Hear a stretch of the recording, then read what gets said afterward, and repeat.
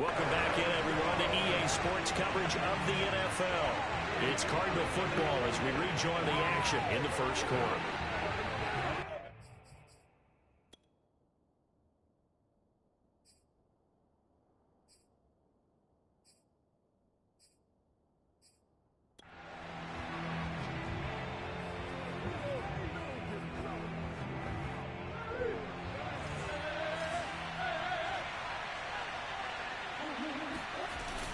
They'll go with Snell here on first down.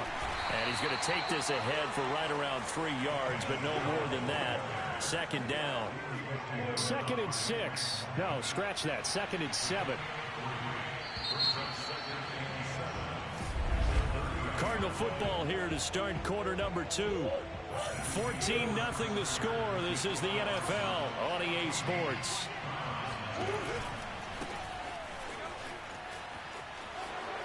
Powering his way forward. And he slips up past the 45 before being tackled. Partner, if you want more carries, I think we saw how you get them. Showed that he's got the fresh legs, and he picked up the first down on that run. Don't just ask for them. Show them that you're supposed to get the football. Murray's throw caught by Higgins. And he is tackled inside the 40, not quite to the 35. Good strong throw and catch right there. And so far in this game, the alleys have been open for them to get completions, and they're taking advantage of it. So a 1st and 10 upcoming from Browns territory now at the 37-yard line. And it's incomplete. Boy, he doesn't drop many like that one. 2nd down.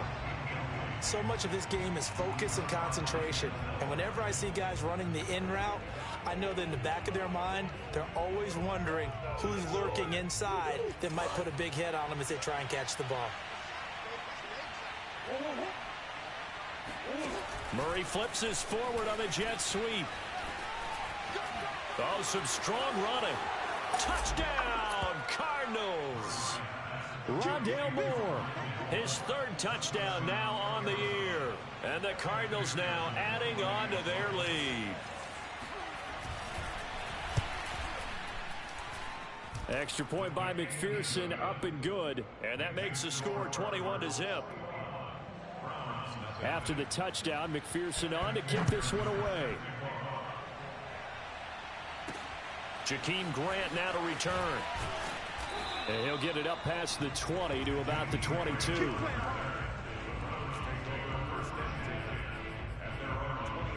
And now Cleveland geared up to take the field. And some dangerous territory. You're already down 3 scores. A 3-and-out here, or an inability to put any points up. This one might be over by half. Yeah, and what you also have to guard against is calling every play for a big shot downfield. You know, thinking you're going to get all these points back on one drive. You're not. And last time I looked, it's still the first half. I'm not saying you have ultimate patience here, but you also don't have to go ahead and force everything either. They go with Chubb on 2nd down.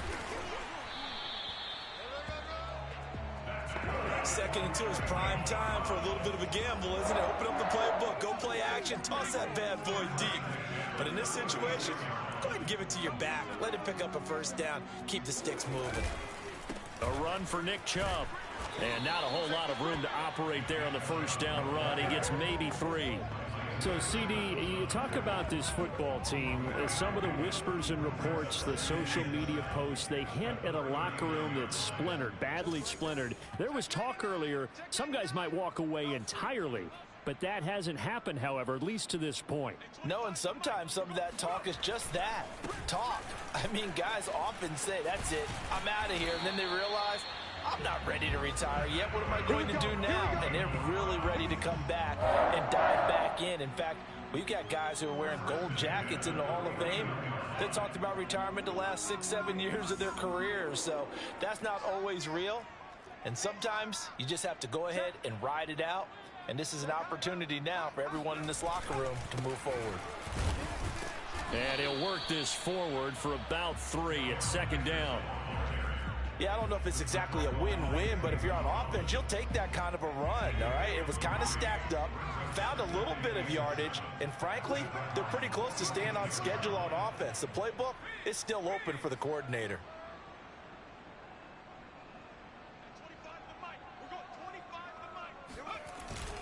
Handoff comes to Chubb.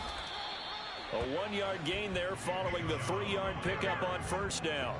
Well done to sniff that out defensively. He had it diagnosed pretty quickly. I love that description because diagnosed is perfect on that one. Read his keys, made the play, and he couldn't even get going moving the football.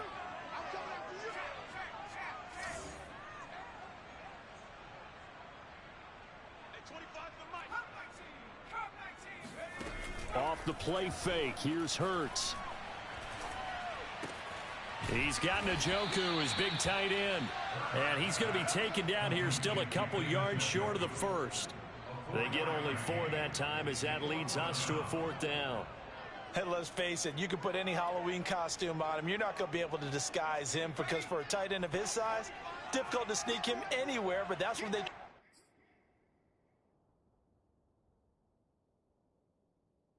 tried to do. Lined up on his right, tried to work his way back to his left, but just a minimal gain as the defense was able to react quickly. They'll run for it. Chubb. And he's going to get this inside the 30.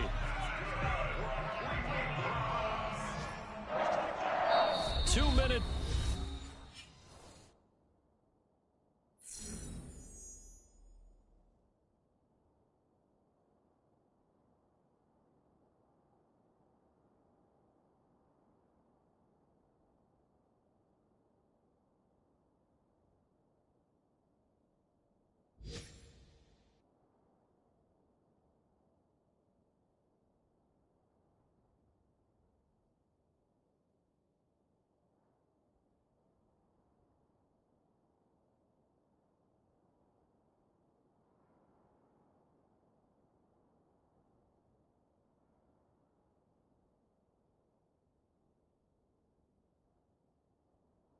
Remaining in this first half of football.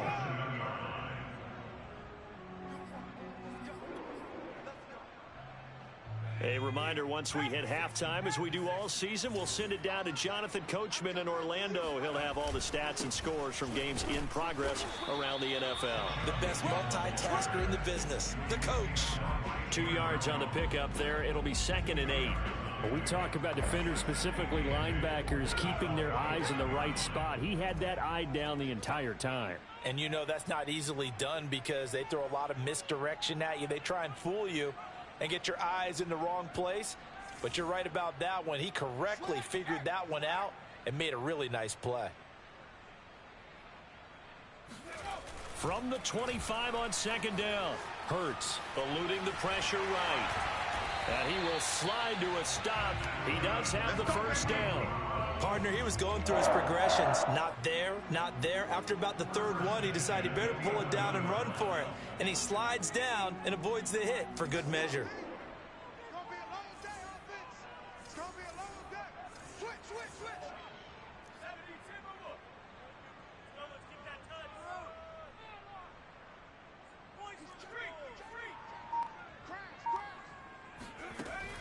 On first down, they'll run with Chubb. And he'll take this one inside the 10, down to the 8. 3 yards on the pickup there, and it'll be 2nd down.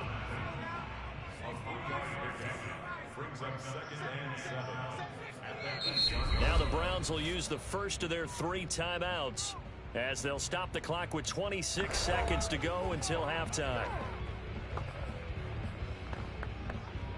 The ball on the 8, still could get a first down technically, 2nd and 7.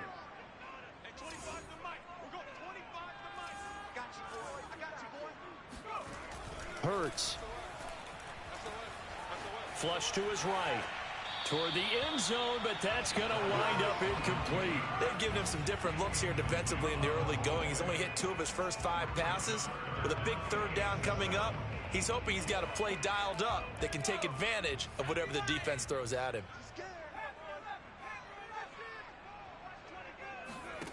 Here's Hurts to throw. Hurts fumbles it. And the Cardinals have got it. Going the other way. A big seam, and he might go all the way. The 30. Past the 20. 10. And they will finally get to him, but a great return has set him up 1st and goal at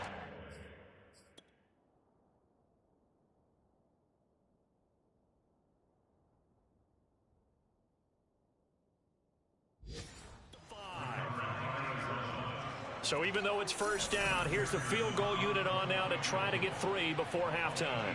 From the right hash, and this one just a chippy. McPherson's kick is good. And the route is on. It's 24-0.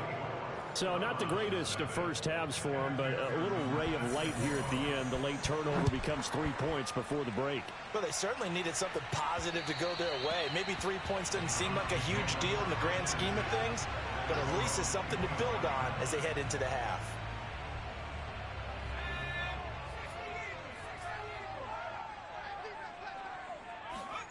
They'll throw now on the final play.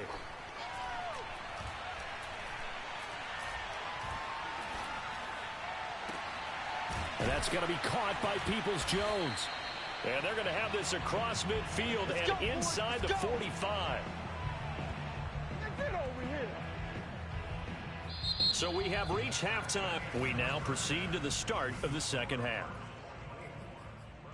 Final adjustments being made for the second half. Whether they'll amount to much in a game that's already pretty well decided, well, that's another question.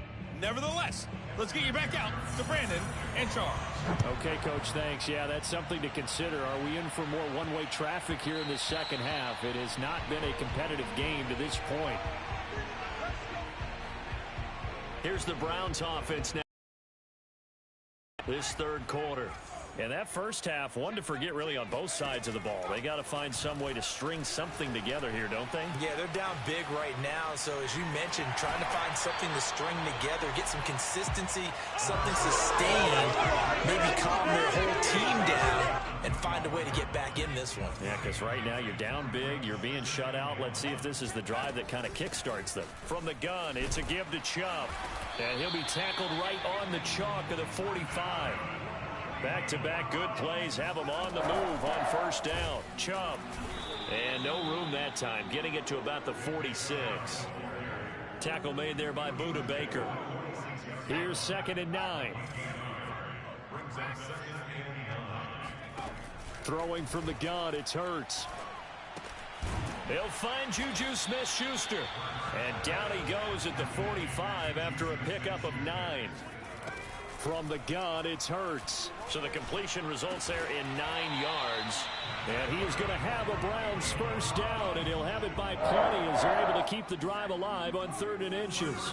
Still in search of their first touchdown of the game, but they're on the move. 1st and 10. Hurts sets up to throw it. Flushed out right. Toward the sideline, and look at that catch. Dragging the toes, and that's going to be a first down. Well done. So from the 17 now, here's a 1st and 10. Out of the gun, they give to Henderson. And they're going to hurry back to the line now. Henderson. And he is into the end zone. Touchdown, Cleveland. Darrell Henderson with touchdown number 8 on the year. And the Browns are able to cut into this lead as they score on the opening drive of the second half.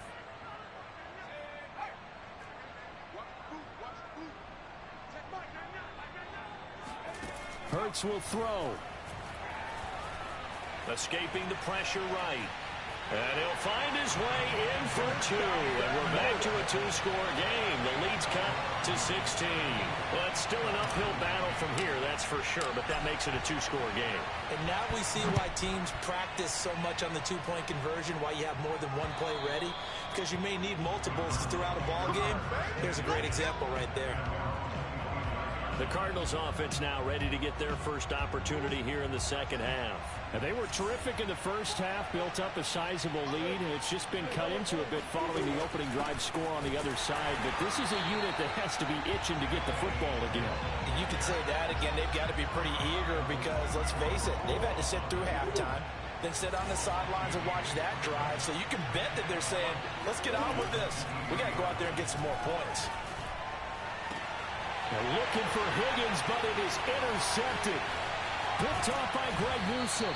And a terrific return there. They're finally able to corral him down near the 11-yard line. Well, that's a drive killer right there. Not a really confident throw either. This one was kind of up for grabs, and it's going to come down the hands of the wrong team. They go play action with Hurts. Rolling to his right. And he fires one incomplete. You get the sense that they're saying we're not playing up to what we're capable of, and we're deep enough into the game that the early jitters are long gone, that they should now have some sense of continuity and be able to make some of these plays that they have not been doing so far.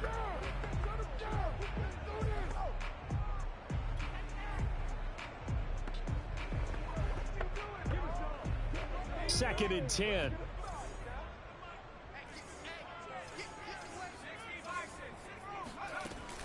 They give the Chubb out of the gun. And he'll be brought down this time at the 5-yard line. 71 yards for him on the ground now as he has been terrific here this afternoon.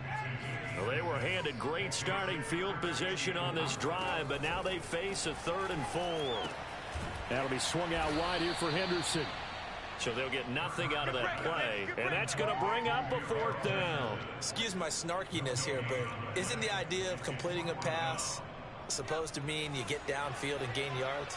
Especially on 3rd down. Yeah, that one. How about the defense? Figured that one out in a big way. Yeah, they completed it all right and lost yardage.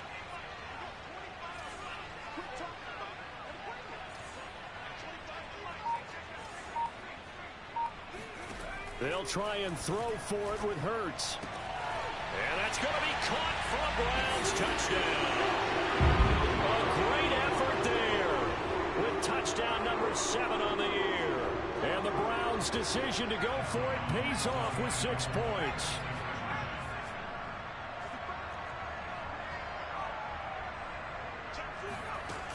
They'll try and run it here. And they'll bring him down after just a short pickup. And he is going to be stopped short of the goal line. Oh, they'll mark him inside the 1. He just couldn't keep churning those extra few inches. And the 2-point attempt is turned aside. No run back here, down to a knee, and this drive will start at the 25.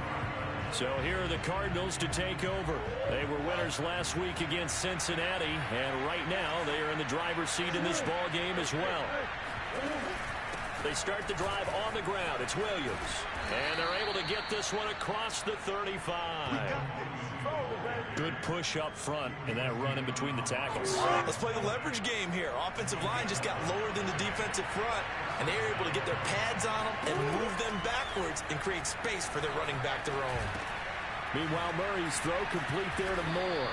And that'll be good for 8 yards to the 45. Never make the mistake that the slot receivers, especially the little guys like we're watching here, are just quicker than fast. A lot of them combine quickness and speed, and they catch a lot of footballs, as we just saw there. On second down, it's Snell. And no room that time, getting it to about the 46. He could muster only a yard there, and they'll be left with a 3rd and very short.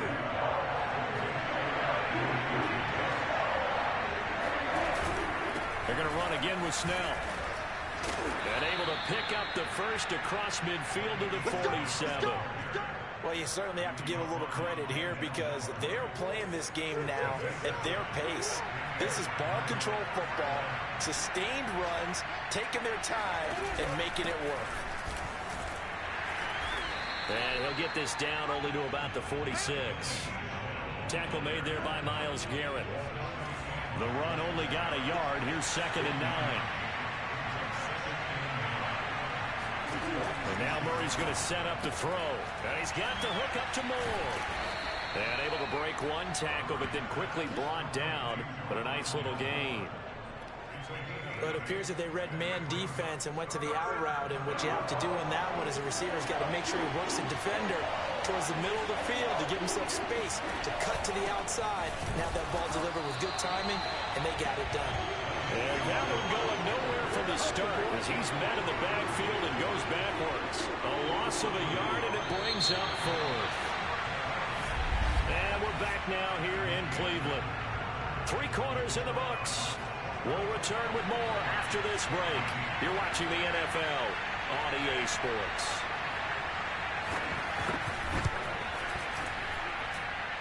And that is is no good. He gave it a good run. That wasn't more than a foot or so wide to the left. And this score will stay right where it is.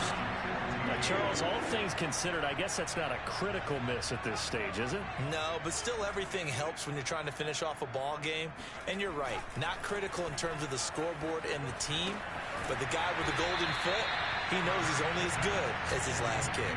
And he's able to take it across midfield before going out of bounds. To throw again on second down. Hurts. Throwing right, and that's complete. And he gets this inside the 35-yard line.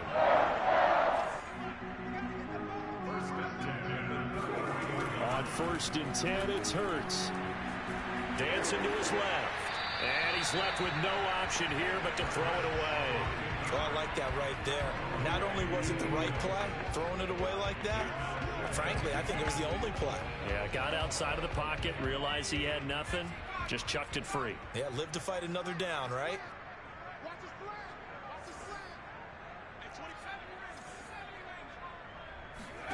Play action. Here's Hurts. And a throw right sideline is complete.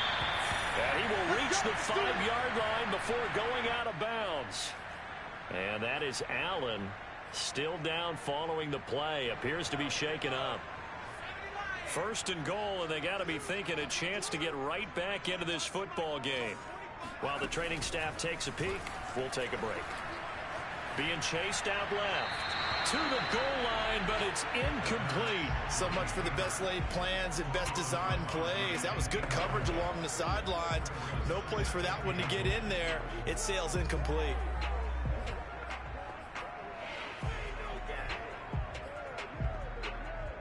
A line of scrimmage, once again the 5 as they get ready for 2nd and goal. Throwing is Hurts. Sliding out of the pocket. Njoku pulls this one in. He's got it for a Cleveland touchdown. David Njoku, his 9th touchdown of the season. And the Browns have made it a one-score game again here in the 4th. Extra point by Bass, up and good. And now things get a bit more in this 4th quarter. Setting it, off it goes. And here comes a return from just beyond the goal line. And the decision to bring it out, not a good one, as he's tackled at the 15. The football back in the hands of the Arizona Cardinals. They've been asleep for a little while on this side of the football, Charles, and the score is just a one-score game now. Haven't had any points this half. What gives? Let's go old school here. All right, let's get back to the basics. Get back to running the football, high percentage throws. Find the guys that eat pressure and make plays for you and make sure they touch it. So they'll come up 1st and 10 now from the 33. Out of the gun, here's Murray. Firing quickly here, and that's complete. And they'll get this well past midfield before being stopped just before the 35. A big play there on the catch and run. He was not the primary target. They expected to get the ball downfield. Instead, checked it down. An old coach of mine used to say to us all the time, when they check it down, that should end the down. In this case, though, he foiled that in a big way and turned it into a big play. Give him 3 on 1st down. It'll set up a 2nd and 7.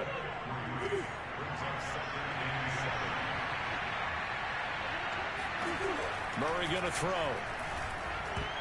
And that throw behind his man. He missed him. Incomplete.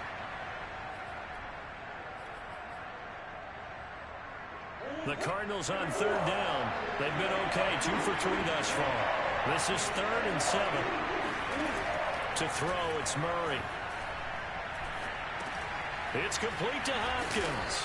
And they're going to have another 1st down as he's going to be tackled at the Browns' 21.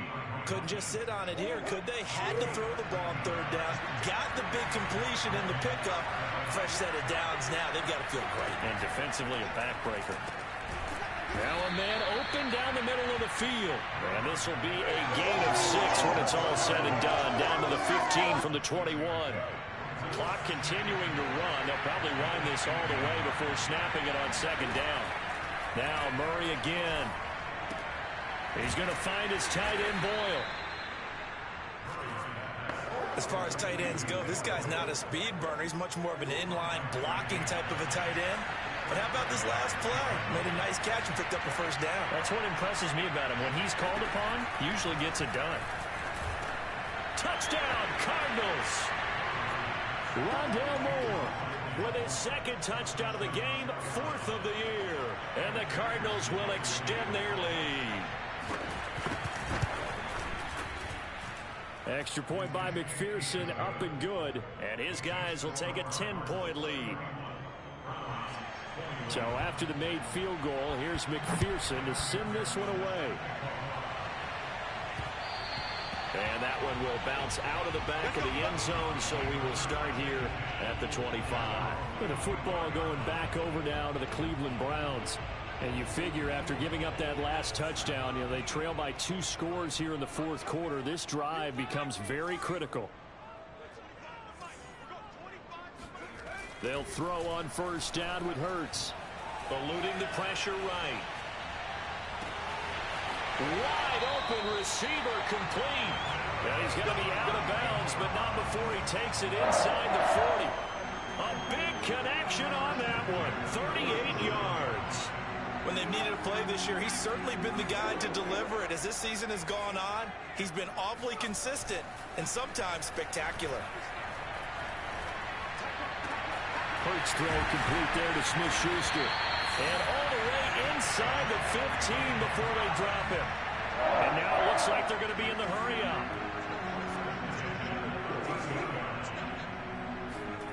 Inside the red zone here. They'll look to throw. Going right side here, and that's complete.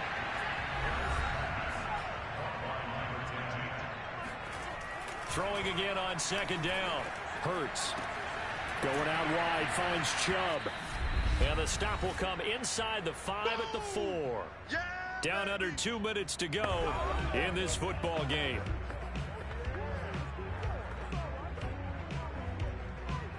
So the Browns in possession of the football here as we get you reset. They face a 3rd down now as they try to find a late score. They'll run for it. Here's Chubb. And he'll take it into the end zone for a Browns touchdown. Nick Chubb, his 9th touchdown of the season. And the Browns are back within a score. They get one more as the extra point's up and good. And now things get a bit more interesting here in this 4th quarter. The kickoff team on the field now as they will send this one away. From a yard or 2 deep, here comes a return. And a nice job there on special teams to limit him to inside the 15 as he's dropped at the 14. The football going back over to Arizona now. And this game not quite over yet. And we'll likely see him take all 3 timeouts defensively, so they can't just kneel this one out. They're going to have to try to run a few plays. You're exactly right. They've got to get a first down and make them use up all their timeouts in order to feel like they have this one in hand. Safety Grant Delpit up to make the play.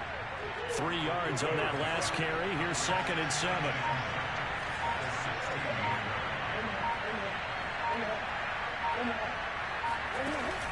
Here's Snell yet again. And he's able to break out of 1 tackle, but then quickly brought down.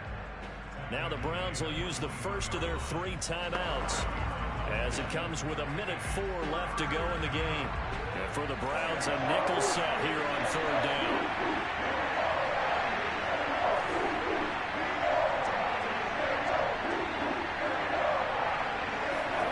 Murray to throw.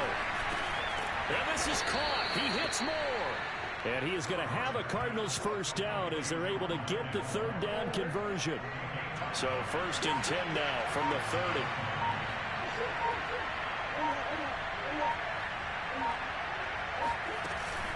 Snell on the shotgun handoff. And he'll take this ahead for about 4. Second down coming up. Now a second timeout called for by the defense, as the clock will stop with 18 seconds remaining. So second down, and this defense certainly going to sell out to stop the run. Down to a knee. Here's the Cardinals look to let the clock roll.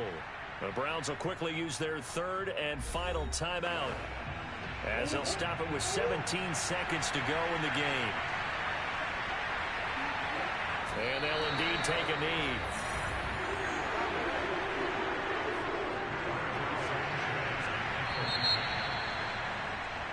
So it's a win here for the Arizona Cardinals. And this, not always an easy proposition, Charles. You had a West Coast team that traveled east, but they got the job done. And there's so much that goes into it, because your body time and your body clock different from what you're.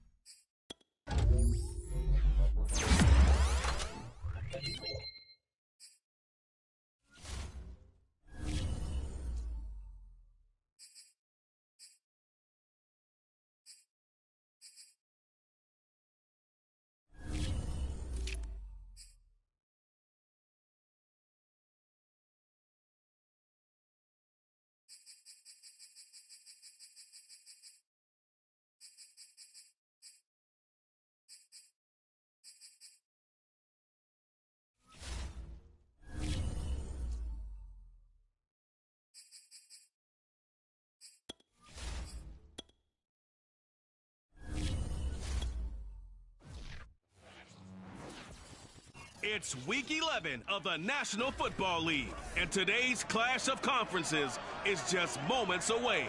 It's the reigning Super Bowl champs and the Hawks, next on Madden Football.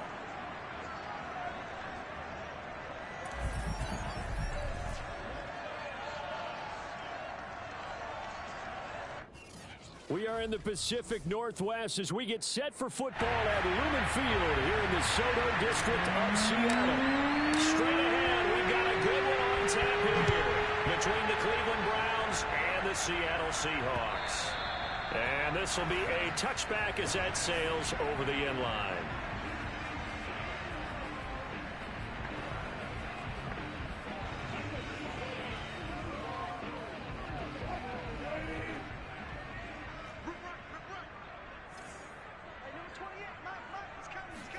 They go play action now. Wilson. Rush coming, and he's taken down. And now timeout is whistled as it appears there's a Brown shaken up on the play. Well, he gets attended to. We'll step aside. Now, following the sack, they'll look to make amends on a 2nd down and 17. Now it's Wilson. That's complete to DK Metcalf. It's a pickup of 12, and that'll set up a 3rd down. Brandon, perfect defense in this situation would have meant that there was an incompletion that would have picked it off. Okay, so they gave up the completion. But I really enjoyed watching how the defense stayed in sync, stayed in great communication. And as he dragged across each zone, you see him pointing, communicating. There he is, and they passed him off to each defender. Ended up making a nice play, even though it was complete. So from the 39 now, they'll come up on a 1st and 10. Play action. Now Wilson. That's caught by his tight end, Gerald Everett. And he'll get this one down near the 20-yard line, just shy of the 20. A big play that time through the air.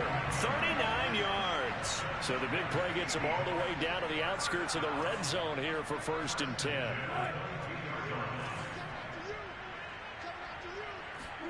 Wilson after the play fake to Carson. Throw right side is into the hands of his tight end, Everett. This will be stopped about 2 yards shy of the marker. 8-yard gain, 2nd and 2.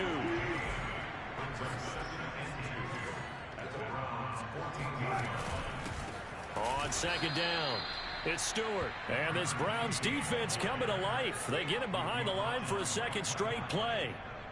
It'll be a loss of a full 3 yards there, and it also brings up 3rd down. This defense is a difficult one to prepare for, one of the best in the league. They'll come at you from all angles, and they did a nice job there stopping him for a loss. And the Seahawks are going to have 1st and goal as they try to finish off this drive with 6 points. A terrific opening drive has them knocking on the door. 1st and goal. Wilson. End zone caught. Touchdown, Seattle.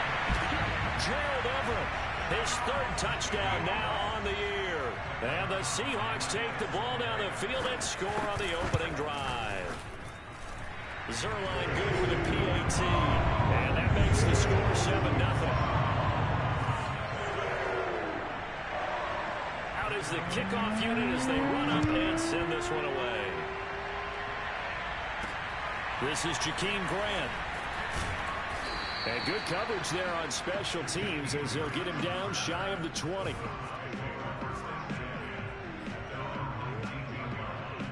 So here's a 1st and 10 now down inside the 20. Off the play fake. Here's Hurts. He'll buy some time right. And his throw's going to be incomplete. So, CD, you talk about this football team, some of the whispers and reports, the social media posts, they hint at a locker room that's splintered, badly splintered. There was talk earlier, some guys might walk away entirely, but that hasn't happened, however, at least to this point. No, and sometimes some of that talk is just that, talk. I mean, guys often say, that's it, I'm out of here, and then they realize, I'm not ready to retire yet. What am I going to do now? And they're really ready to come back and dive back in. In fact, we got guys who are wearing gold jackets in the Hall of Fame. They talked about retirement the last 6-7 years of their careers. So that's not always real. And sometimes you just have to go ahead and ride it out. And this is an opportunity now for everyone in this locker room to move forward. Now a pass that's taken in by Smith-Schuster. And he'll be taken down, but not before they work it across midfield.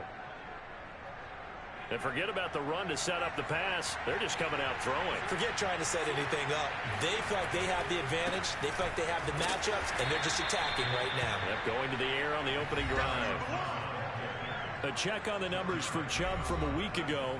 14 carries, 75 yards, and a touchdown. And give him a ton of credit. He's running the ball really well. But I look at those guys up front. That unit is truly playing as just that. Every move that they make, their teammate understands what that move means and what they need to do. And right now, they're starting to grind it out pretty well. They try to throw on 2nd down, but this one is incomplete. They'll need to get this to the 38. That's where the 1st down marker is here on 3rd. Hurts. flush to his right. And that is incomplete. The safety, Jamal Adams, able to break that one up. One thing that you're going to see from this offense is that they love the matchup with their wide receivers against this secondary. That one wasn't successful, but don't expect them to back away from attacking all game long. This one will sail out of bounds. It'll depend on the spot here. And the side judge says that went out at the 7-yard line. So well done there. And these punters, they get more specialized and better each and every year, don't they? They sure do. And now it's really not the American punters. It's the Australian punters with their kicking academies and that flat drop and just kind of kicking the nose of the football. They're able to almost stop it where they want to, like a good golfer can check one up. Someone sharp in this game. I mean, a touchdown pass on the first drive. He comes right back, and he's flinging it around really well here. A really nice throw there to pick up the first down. You kind of just feel a laser focus and confidence about him, and I think we saw that this week, didn't we? Talking to him and the coaches, they felt good about his performance coming up. Yeah, I was really impressed with that last practice we saw. When they went through 2-minute drill, when they went through all the different situations, the ball hardly hit the ground, and I thought, yeah, he might be locked in for this one. They stay on the ground. This time it's Stewart. And he'll go down right around the 47 this time. On any explosive run, you can almost feel the ground shaking, and that's from the offensive linemen creating space for their runners. I had an old coach tell me before that he always told his runners, run around the offensive line in pregame. Get used to the ground shaking so you don't trip and fall when it happens in a game. And he'll get it into enemy territory just across midfield at the 49. So on the other side of the field now, it's 1st and 10 as they've got things rolling on this drive. Going for Metcalf on the deep ball. This is caught inside the 15. And all the way in, touchdown Seattle. DK Metcalf, his first touchdown on the year. And the Seahawks lead this now 13-0 here in the opening quarter of the ballgame. Solon connects on the extra point, and that'll make the score 14-0. The kickoff unit is out on the field, and they will send this one away. This fielded right at the goal line. And his guys will get the football right at the 20-yard line. Second drive coming up here for Cleveland as they return to the field on offense. They've been outplayed early, no question. Down 14-0 already as they come up 1st and 10. Here's Hurts to throw. And he finds a man with a crossing route. And he gets this one just shy of the 40. They'll mark him down at the 39. You can almost hear the sigh of relief coming from their sideline and from their point on the field because this has been a tough start for them thus far. A much-needed first down there. They've needed something good to happen. Plays like that will continue to help them dig out of this hole. Nowhere to go that time. He maybe got a yard up to the 40. 14-0 the score. This is the NFL on EA Sports. Here's 2nd and 9, just a yard on that last run. Throwing from the gun, it's Hurts. Flushed out right. Gonna throw right side here, complete. And that'll wind up moving the chains again as the tackle's going to be made at the Seahawks' 45-yard line. Well, these guys have definitely been outplayed in the first half. I like their countenance. I like the way that they haven't panicked out there, the way they're carrying themselves.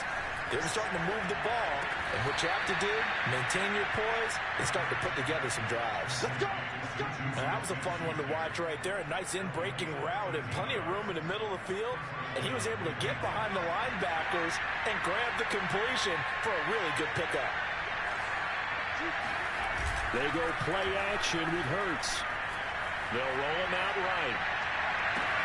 Touchdown, Browns! A great play there with touchdown number 8 on the year. And the Browns have cut it back within a score. Extra point by Bass, up and good. And that'll cut the lead down to a touchdown. So the drive there, 5 plays, 80 yards. And it ends with a touchdown for Cleveland.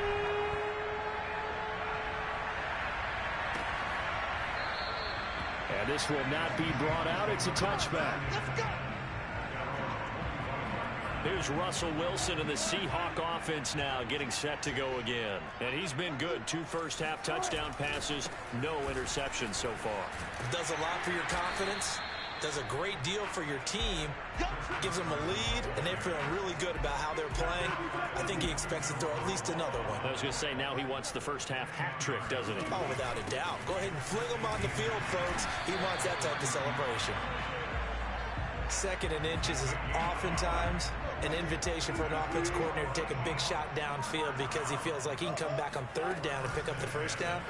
But sometimes you just don't want to break tendency. Stay with what you are, stay with who you know, and go get the 1st down. That's exactly what they did. The tackle is made by Micah Hyde. The first down run got 5. Here's 2nd and 5. From the shotgun, it's Stewart. And he'll be brought down just shy of midfield at the 49-yard line. That's a good, nice, crisp run for a 1st down. I wonder if the defense might have been loosened up a little bit, maybe anticipating a pass instead of the run that they got. Now they'll throw it with Wilson. Over the middle, that's caught by Metcalf.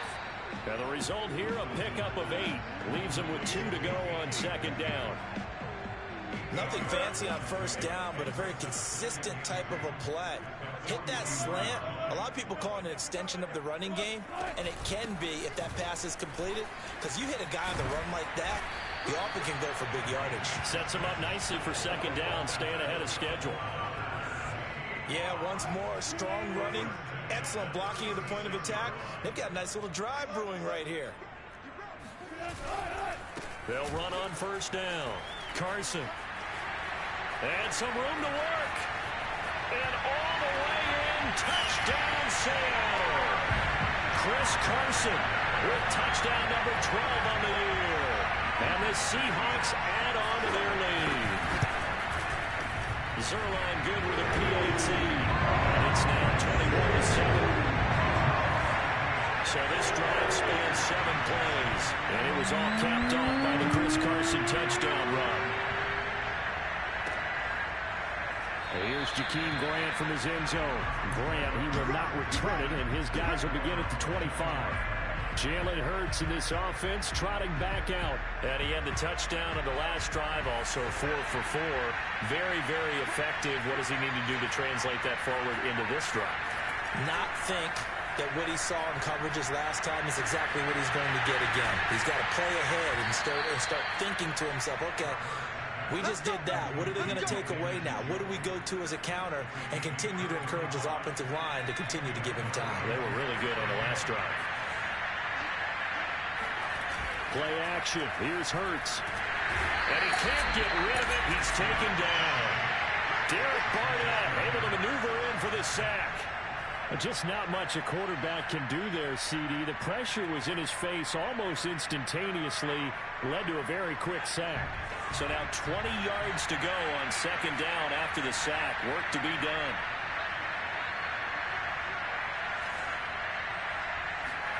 From the midfield stripe, they'll look to throw. And this throw incomplete. Well, the defender all over him that time, but it's going to lead to 3rd down. An incomplete pass on that last play, and that means they'll need to come up with something here on 3rd down. Escaping the pressure right. And he comes back with one complete. And we've hit the 2-minute mark in this first half of action. Don't be bad. It's more coming. It's more coming.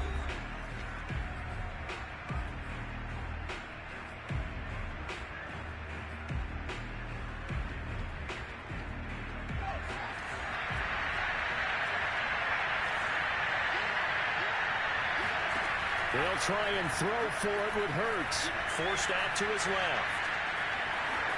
And he is out of bounds inside the 30. That was an excellent job of recognizing the situation. His first read wasn't there. Heck, his second read wasn't there. But he bought himself a little extra time scrambling out of the pocket, got to the sticks, and picked up the 1st down.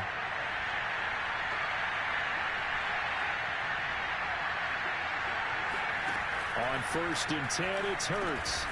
Quick hitter here, it's complete. A gain of 6 there on 1st. One thing you're hoping for when you run drag routes, you're able to hit a receiver in stride, and you can pick up a lot of yardage after the catch. But in this situation, the defense was effective, able to stop him before he could get a good head of steam going. And he'll be taken down near the 20 at the 21. Defensively, we always know that he is tough in run support, and I think the way that he gets there is he understands what an offense is going to do before the ball's even snapped. A great job of scouting prior to the game, then reading, reacting, and taking the right path to the ball carrier. Eluding the pressure right. And Hurts able to show off some of that elusiveness as he slides to the ground there, and in the process picks up the first down. Line of scrimmage, the 15. It's 1st and 10. A give. This is Chubb. And he's going to get a solid gain of 9 before being brought down. 2nd and right at a yard. Now the Browns will use the first of their 3 timeouts as they get it right at the 32nd mark of this first half. The previous run good for 9. Here's 2nd and a yard. They run. Chubb. And he'll be brought down this time at the 5-yard line. He's hit pay dirt a lot this year, but not that time. Yeah, I'm tracking right there with you. You're exactly right. He's found the end zone plenty of times. No way I can find any fault with the call. He may not have scored there. Of course you're going to give it to him. They'll run with Chubb. And he's going to press this one forward as they stop it right around the 1. The Browns will quickly use their 3rd and final timeout, as it'll come with 15 seconds to play in the first half.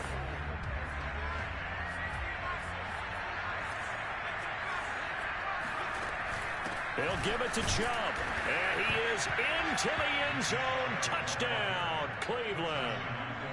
Nick Chubb, as the first half is winding down. And the Browns are able to cut into this lead in the final seconds of the first half. Extra point by Bass, up and good. And that'll cut the lead down to a touchdown. So not much time to speak of remaining in this first half as the kick's away. And not wanting to risk anything here late in the half, he'll just take a knee and they'll bring the football out to the 25. Here's the Seattle offense ready to get this drive underway. And with a 7-point lead, they'll likely look to take this to the locker room and not really press the issue. They'll indeed try to run it out as they start on the ground. And an anxious moment or two there, but they do get him down. So there you have it. Halftime quickly over. 3rd quarter, here we go. All right, Coach, thanks. Yeah, both teams likely to make some changes in what's been a closely fought battle to this point. The Seahawks with the advantage, and they get the football first as the second half is underway. And he will make it to the 20-yard line and no further.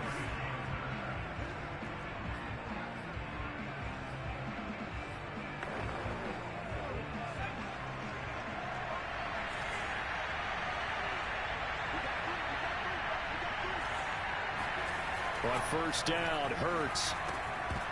Firing quickly, but it's incomplete. Well, they certainly did a nice job there, picking him up out of the backfield and then running stride for stride with him. That's good coverage, and it led to an incompletion.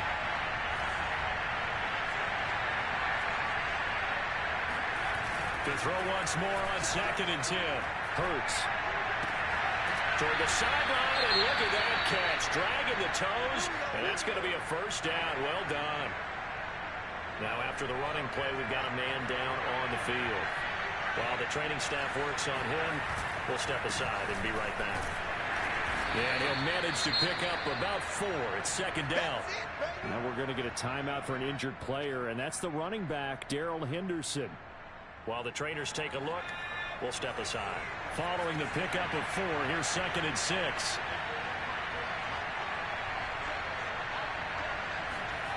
Throwing is Hurts. He's got Njoku, his big tight end. And they'll get this well past midfield before being stopped just before the 35. And this was a nice example of an offensive coordinator scheming his guy open. Just a little underneath route, just trying to free up some space. And it worked awfully well. got him not just space, but plenty of room to run after the catch to pick up really nice yardage.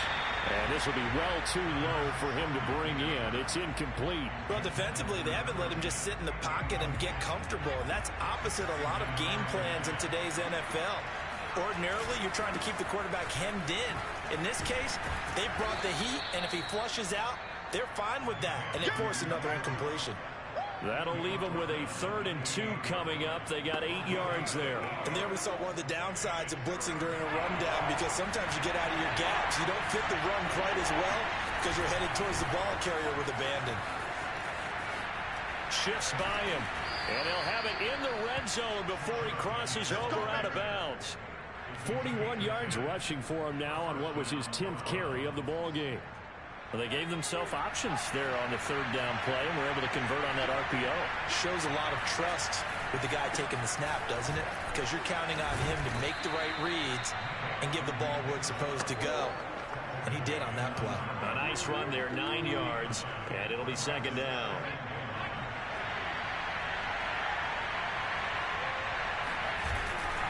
Now Chubb running right, and he is met in his tracks behind the line of scrimmage.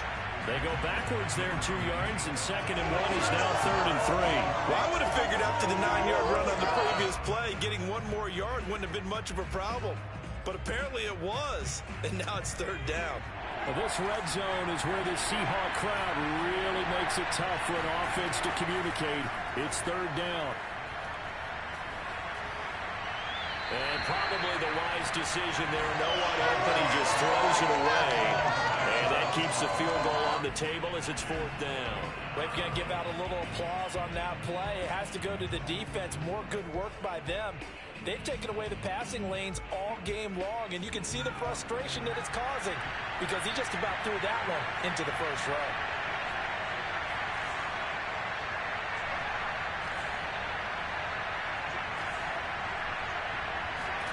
They're going on 4th down with Hurts. Oh, not sure he saw the linebacker there as that's batted down and incomplete. The Browns unable to move the chains on 4th down. And the Seahawks are going to take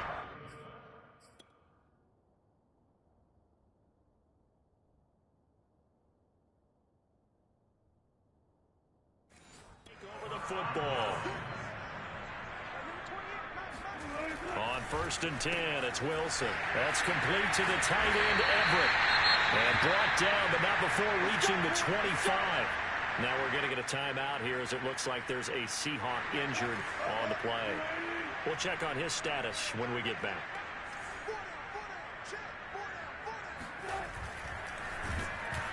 And he'll wind up losing yardage here back at the 21-yard line. That's going to go as a loss of 4, and it'll be 2nd down. When a draw works, it can be a thing of beauty. But when it doesn't, oh, it can be ugly. And in this case, loss of yardage ugly. On 2nd down now, it's Stewart. And he's upended after a gain of 4 up to the 25-yard line. Typically, we think it's the strong safeties that are better tacklers, especially closer to the line of scrimmage amidst traffic. But in this case, how about the free safety coming up and making the big-time play? On 3rd down, Wilson. That's going to be complete to his tight end, Everett. And he is going to have a Seahawks 1st down as they're able to get the 3rd down conversion. A couple of 1st downs has the football position at the 43 as they come up 1st and 10. Throwing is Wilson. Going for Metcalf on the deep ball. Touchdown, Seahawks.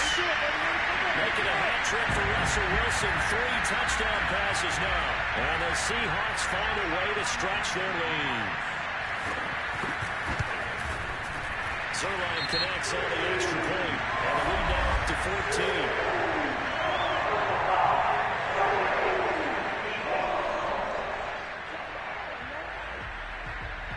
So the extra point good, and the roughing call going to move the ball out to the 50 for the kickoff. And I think this is a good chance to pin them deep if you can land the kickoff inside the 5-yard line or so. Gain some field position for your defense. The Browns set to take over.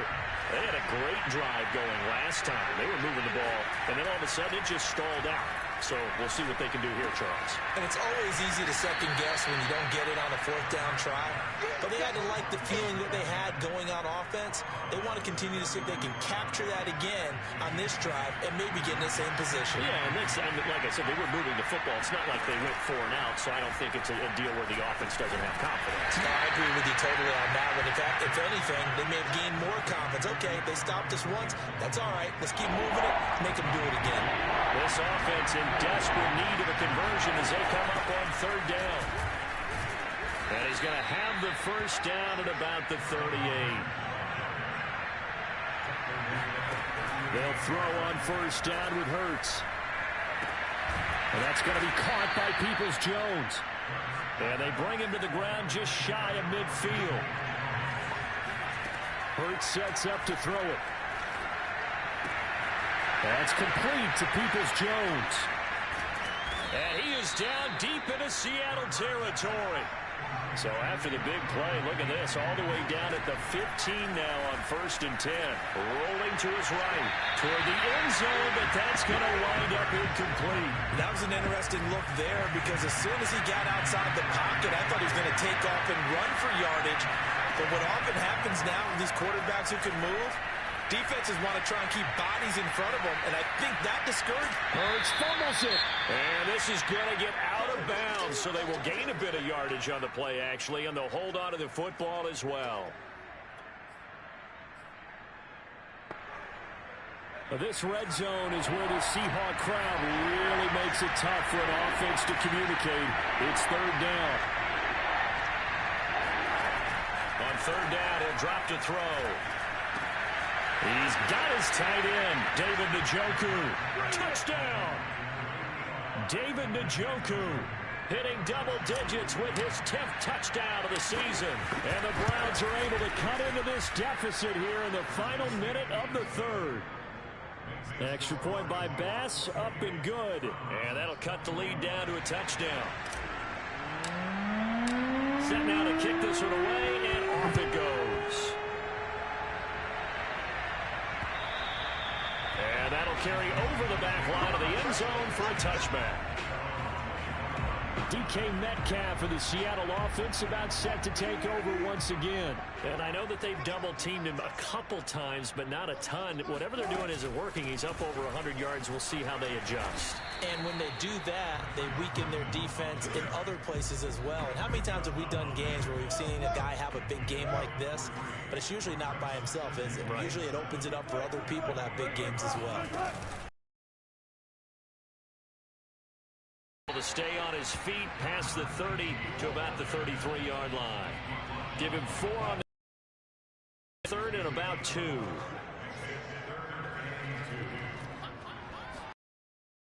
This is Carson. And he's able to get the first before he's taken down at the 36. Back now in Seattle, Washington. So both teams trade touchdowns in the 3rd as we're through 3 quarters of play. We'll return with more after this. This is the NFL, and it's on EA Sports. Oh, he sheds himself free. There he goes, right side. And all the way in, touchdown Seattle. Chris Carson with his 13th touchdown of the year and 2nd of the game. And the Seahawks are looking to make it 2 straight as they add on to this 4th quarter lead. Zerline good with a PAT. And the lead now up to 14. So there, Charles, I mean, a situation where it didn't matter how far he had to run, he was not going to be denied, and he winds up taking this all the way to the end zone. And the thing that stood out to me was his ability to continue through the initial contact. How many times do we see runners get slowed up and not get what they can on a run because of that first contact? But he kept the compass pointing in the right direction, kept the legs churning, and turned this into a huge play. They'll come out throwing here on 1st down. And that is taken in by Njoku. And they get him down, but not before he takes it across the 40-yard line. From the gun, it's Hurts. Flush to his right. Nothing open downfield, so he'll throw it away.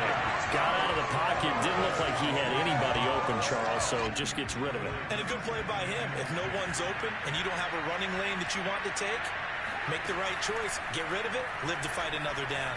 Buying time to his left. Throw left side complete. That's Henderson. And he takes this just a few yards shy of the red zone before going out. Now after the completion, we're going to get a timeout, an injured player. So the big play gets him all the way down to the outskirts of the red zone here for 1st and 10. Back to throw again. While the training staff takes a peek, we'll take a break. And they'll work it inside the 15-yard line before it's all said and done. And quickly they get to the line.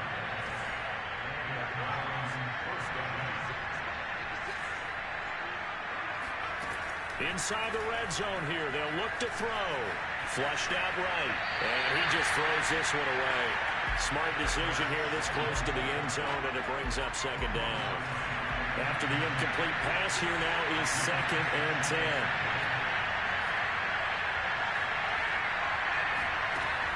They'll look to throw again. Throw left side, caught by the tight end, Njoku.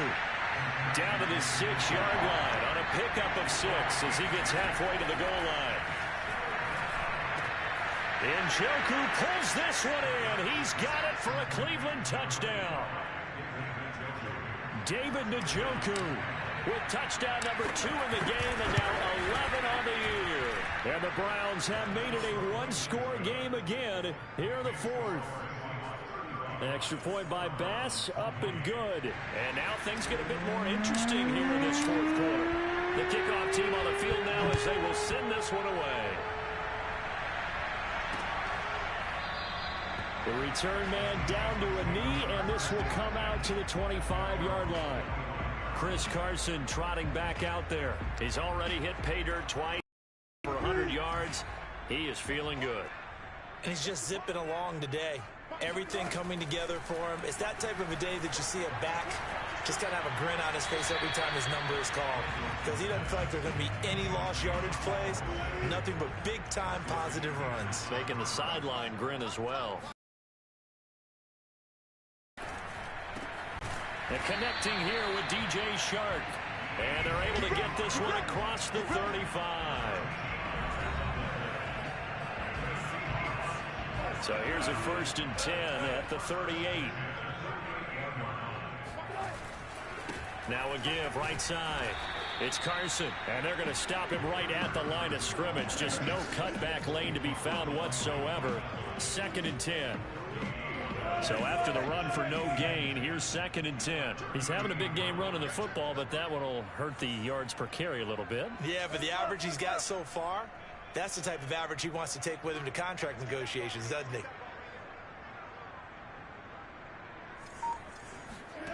Wilson after the play fake to Carson. And they're not able to hook up there. Incomplete. Not only did he have a chance to scan the field there, it felt like he had a chance to scan it twice. The protection was that good. Unfortunately for him, the coverage downfield, equally good. Complete to Stewart, right side. And he's able to get this one out closer to midfield across the 45. They do get 7 out of that, but not enough to prevent a 4th down. Now here's Michael Dixon as he's on to punt for the first time this afternoon. This is away and a very good kick angled for the sidelines. Out of bounds as he appeared to be looking for the corner. He got it. They're going to mark this at the 4-yard line. You hate to give the ball away here in the 4th quarter while you're just holding a slim lead, but that punt, absolutely ideal. They pin them inside the 5-yard line. They give their defense a really nice opportunity. They start on the ground with Nick Chubb. Now this will leave them a yard short. Nice pickup of 9 yards on 1st down. Well, partner, I know this type of running back. I mean, this size, this intensity usually gets better as the game goes on. I just tell you from experience, the first few quarters, oh, you're eager. You come running up there, I'm going to tackle this guy. By the 4th quarter, you're coming up and thinking about it. And D-line wearing down 4th quarter. Yeah, that's not a guy they want to see consistently. 2nd down, here's Chubb again. And he's going to get this one across the 30-yard line. 76 yards rushing for him in the ball game now on 14 carries. Another carry for the leader and a good one. It's crunch time. They'll need him to continue to be productive in both the run and passing game in order for them to try and snatch a victory. Back-to-back good plays have him on the move on first down.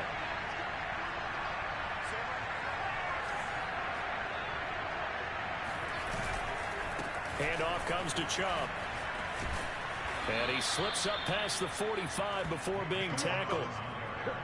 We'll definitely see some open running lanes, and he's taking advantage of it right now, but that shouldn't be a surprise. Defense has the lead. They're playing for the pass first. The drive continues as they search for a tying touchdown. Here's 1st and 10. A give running right is Chubb. The tackle that time by Zach Cunningham.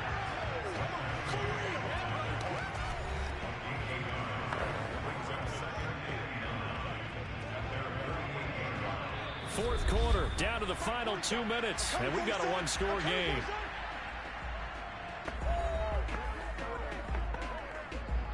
So the Browns in possession of the football here as we get you reset. They come up on a second down now in a game that looks like it's going to go down to the wire. And he's going to take this one down inside the 45. Now after the running play, we've got a man down on the field. Well, he gets attended to. He'll step aside. On third down, it's Nick Chubb. And he's got the first before he's brought down at the 39-yard line. First down now, but the clock continues to move. He's back to throw. Escaping the pressure right. Open man right side is Smith-Schuster, complete.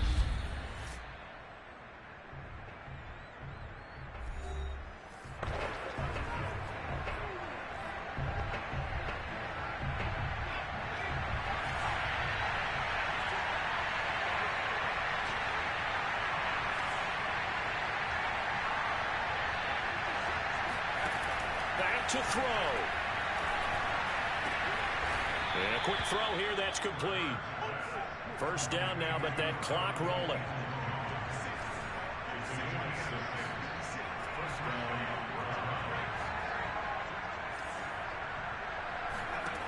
They'll look to throw. That'll be swung out wide here for Henderson. Not much there, only a yard. It didn't check off every box, but the most important one. Got the clock stopped, getting out of bounds. They may be a little short of the first down, but I thought that was the key. Now it's 2nd and 9.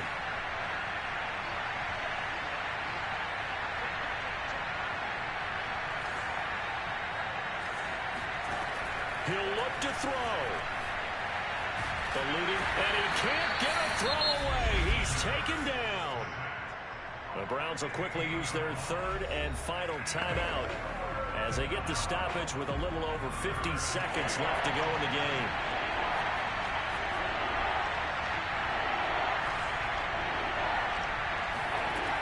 Back to throw. And he overshot him there. It's out of bounds, incomplete.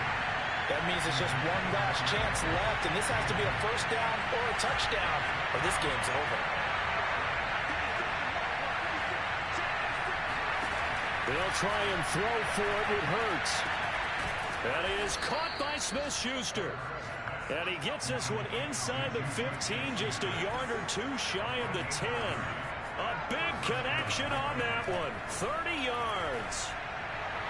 To the end zone, but it's incomplete. The way he's thrown the football today, almost a surprise when he doesn't complete a pass like that there, but he needs a few more to get his guys downfield. Well, the way he's thrown it leads him to believe that he's going to get those completions. And that means the guys going out for passes, they'll run even harder because they expect it as well.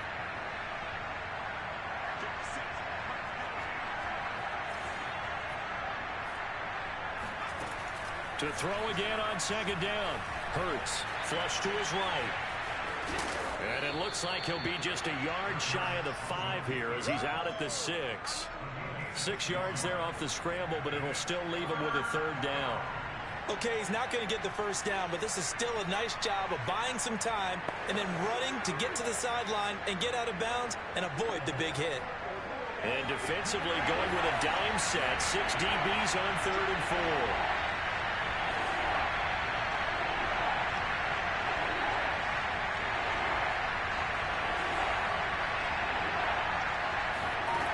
Here's Hurts to throw. And this ball is caught. It's a touchdown. And now in the final seconds, they're a PAT away from likely getting this thing to overtime. Yes, sir, that touchdown puts them in striking distance. And let me tell you something, forget being conservative here. Go for it. Go for two. Well, going for it on the road. Want to win it right now. Well, win it right now. Have the momentum. Go ahead and get it done.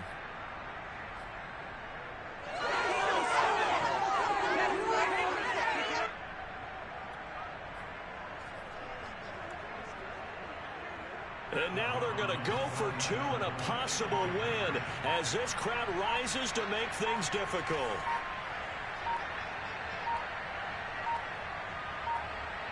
Oh, look at this. They're not even going to get the two-point play off. Maybe too much indecision. It's going to cost them 5 yards.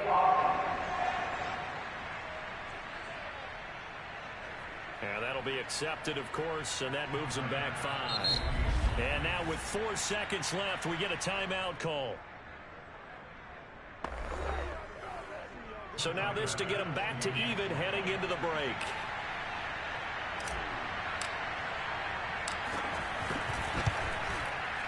And he has got it. So barring something crazy on the kickoff, we're looking at an extra period to decide this one.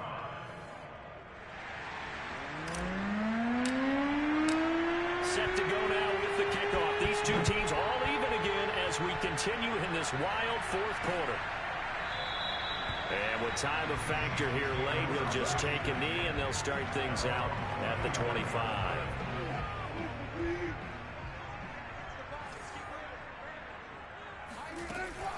Now Stewart on first down. And he's taken down but able to slip across the 35. 4 quarters not enough. We're all even, and to overtime we go. How much fun is this for everyone who's watching the game? How much fun is it for us to see this one get an extra period to get settled? And here in overtime, if the team that receives the ball scores a touchdown, it's over. If they don't, we can still have some more football. That's exactly right. If they go down and kick a field goal, the other team gets a possession to either match it or score a touchdown to win the ball game. If both teams kick field goals, the next team to score wins. But if the receiving team throws a pick six or fumbles the ball and gets picked up by the defense and they score, the game is over at that point. Seattle again getting ready to take over offensively. They control their own destiny here. They have the football in overtime. Obviously, a touchdown would win it. And I think teams around the league are still adjusting to the idea of going downfield, scoring a touchdown wins the game because they were used to just going downfield and trying to get in field goal range to win a game. Still having to make that transition.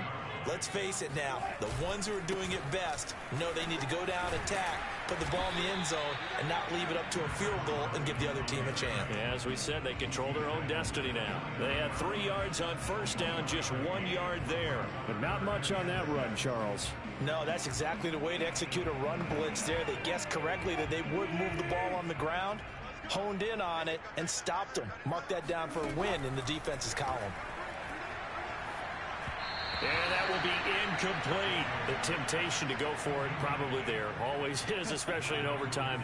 Got to punt it, though. I think you're right. I think that you absolutely have to punt it away and trust your defense, especially play a little field position here. But you're so right about the temptation. Another way to satisfy that, though, line up in punt formation and fake it. That's another way to get it done. Call that one an even 60 yards, 6-0. And the Browns will take over with a 1st and 10 deep in their own territory.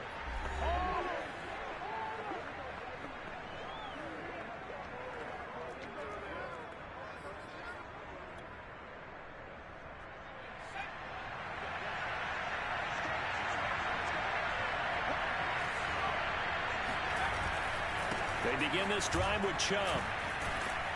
And he's going to get this from the 6 out to the 12. A pickup of 6 as they double their workspace. Well, I think after that run, the defense getting back in the huddle and looking at each other and maybe starting to question their confidence a bit. They gave up a significant run, 6 yards, and now you're saying to yourself, how do we stop them, and do I have enough confidence to make a play? On 2nd down and 4. Hurts flushed out right. He'll find Smith-Schuster. That's complete. And he's going to be taken down here with a penalty flag on the field.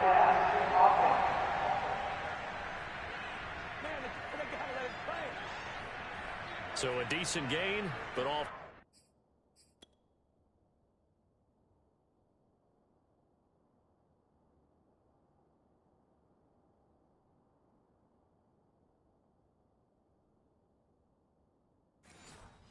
not on the penalty. It's too bad, isn't it? They were feeling pretty good about it. The only people celebrating, the guys who just gave up that play. It'll be a nickel look here for the Seahawks on third down.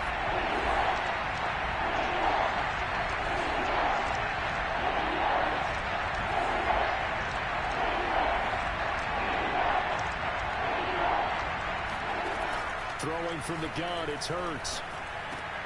Open man completes it to Smith-Schuster. And they're going to get this beyond the 40 before he's taken down. A big play that time on the catch and run. Coaches love the rack run after catch, especially here in overtime. Took the short pass, turned it into a big play. And that's what coaches talk about when they talk to their teams about what overtime means. How many big plays have to be made in order to win a ball game, and which play will be the big play. Short pass turned into a long run. Maybe that's the play that they needed to spring a victory. And some space here.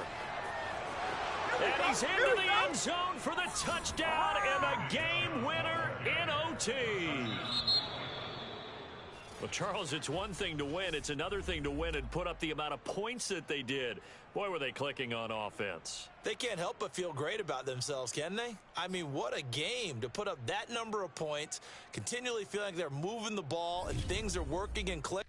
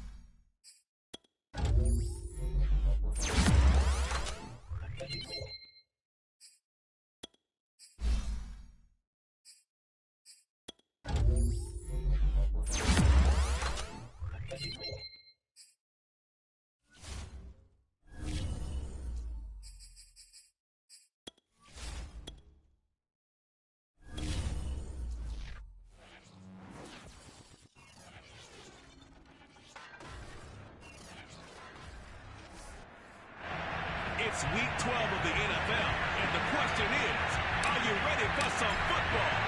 It's the Colts and the reigning Super Bowl champs, and it comes your way next on EA Sports. And they will not get a chance to return this one as it's through the end zone for a touchback.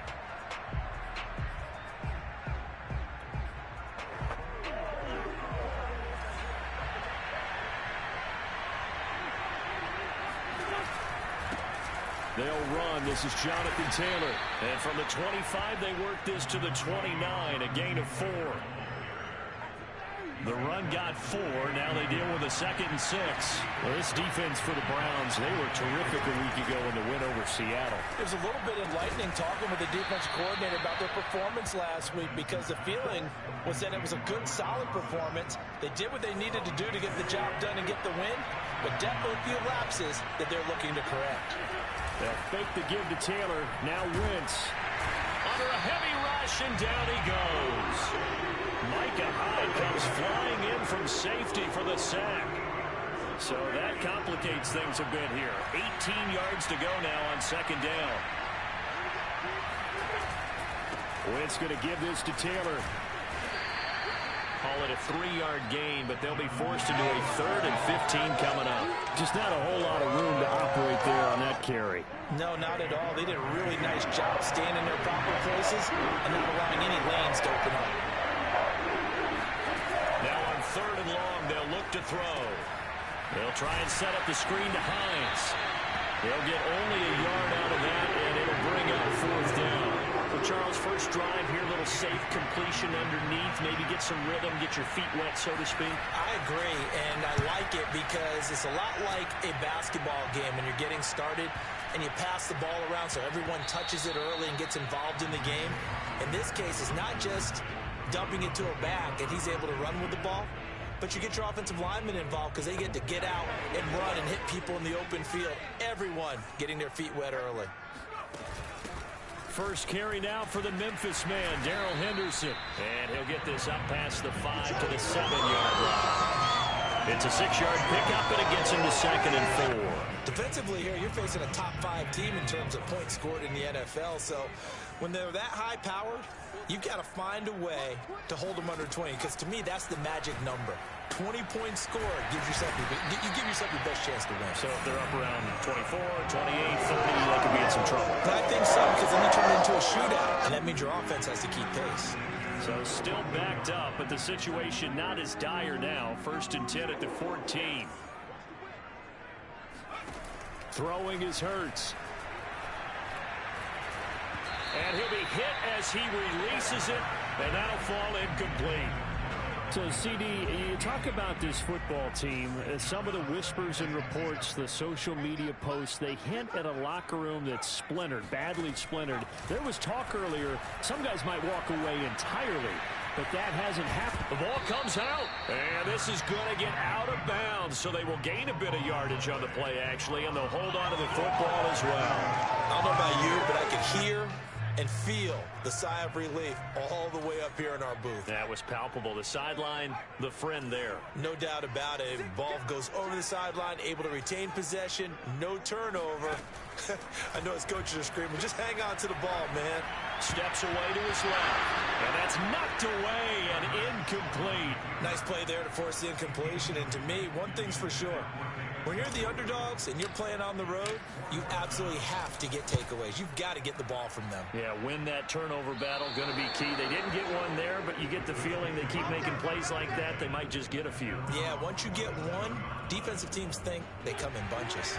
Good starting field position for the Colts as they have it 1st and 10 on their side of midfield at the 47.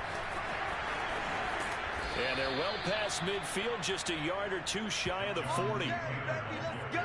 That's his longest run of the first quarter. And, Charles, we talked before the game about them needing to establish the run game. They'll be looking for more of that.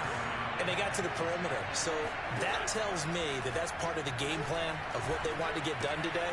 So they'll have some complimentary runs where he'll run it to the inside. But it appears that when they want the big yardage, they think they can get to the outside and make it happen. I think that's a big pickup for a first down because when you run a drag route against zone, you're sometimes asking for trouble because you might run into a defender. Yeah, well, there they ran into a first down. Executed it to perfection. Now left side, a completion to his tight end. And he's tackled a yard short of the marker. Good gain of 9 on first down. Nice rhythm throw there on first down. He located his tight end, made a nice easy pitch and catch. Hoping he can break a tackle or two. Wasn't able to do that there, but still good yardage. On second down, it's Taylor. And he couldn't quite get there. Tackled down at the 1. Oh, Jonathan Taylor, like most guys from Wisconsin, he's not one to shy away from contact. He proved it right there. They'll look to run with Taylor. And this time the yards won't come so easy as they'll in fact tackle him behind the line. A loss of 2 there, second down. That's a really alert defense there because they saw the heavy look come in from the offense, countered it with extra linebackers who brought a little bit of speed and heft, and able to really make a big-time play for their defense. And he's going to get this back to the 3-yard line and no further. Call it no gain that time, and now it's 3rd and goal. How about this Browns defense they've held so far? This is now 3rd and goal. They'll try and run. Taylor. They push forward, but I don't think it's enough. He's going to be about a yard short. He needed 3.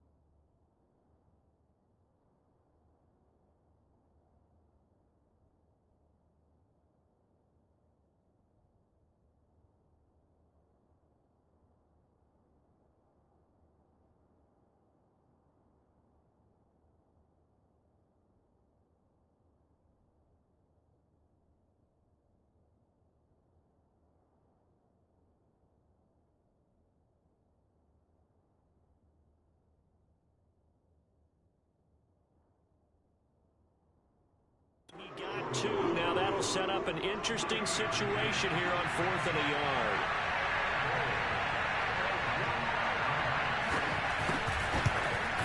The kick by Carlson is good.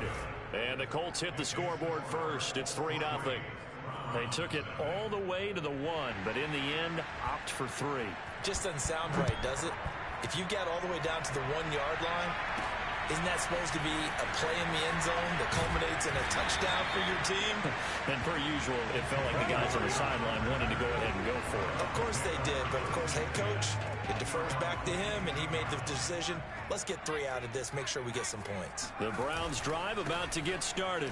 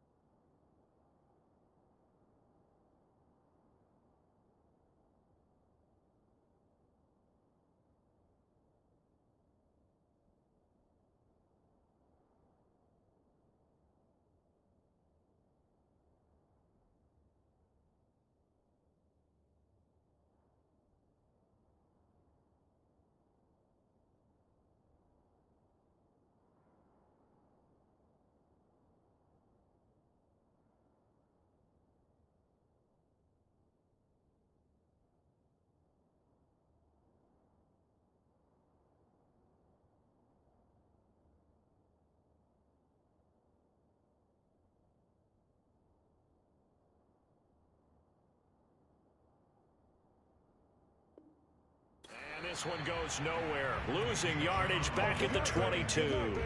Officially, it's a 1-yard loss. That's going to bring up second and 11. 3-0 after 1 on EA Sports.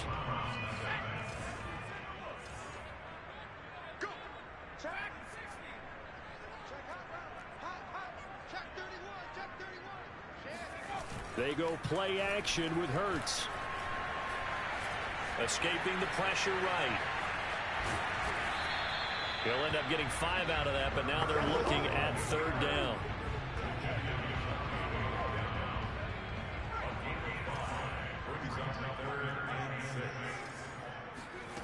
Hurts. He'll get this underneath to Henderson. And this one will go to the 28-yard line. They'll get only a yard out of that, and it'll bring up 4th down. The Browns send out their punter now, as he'll kick it away for the 2nd time.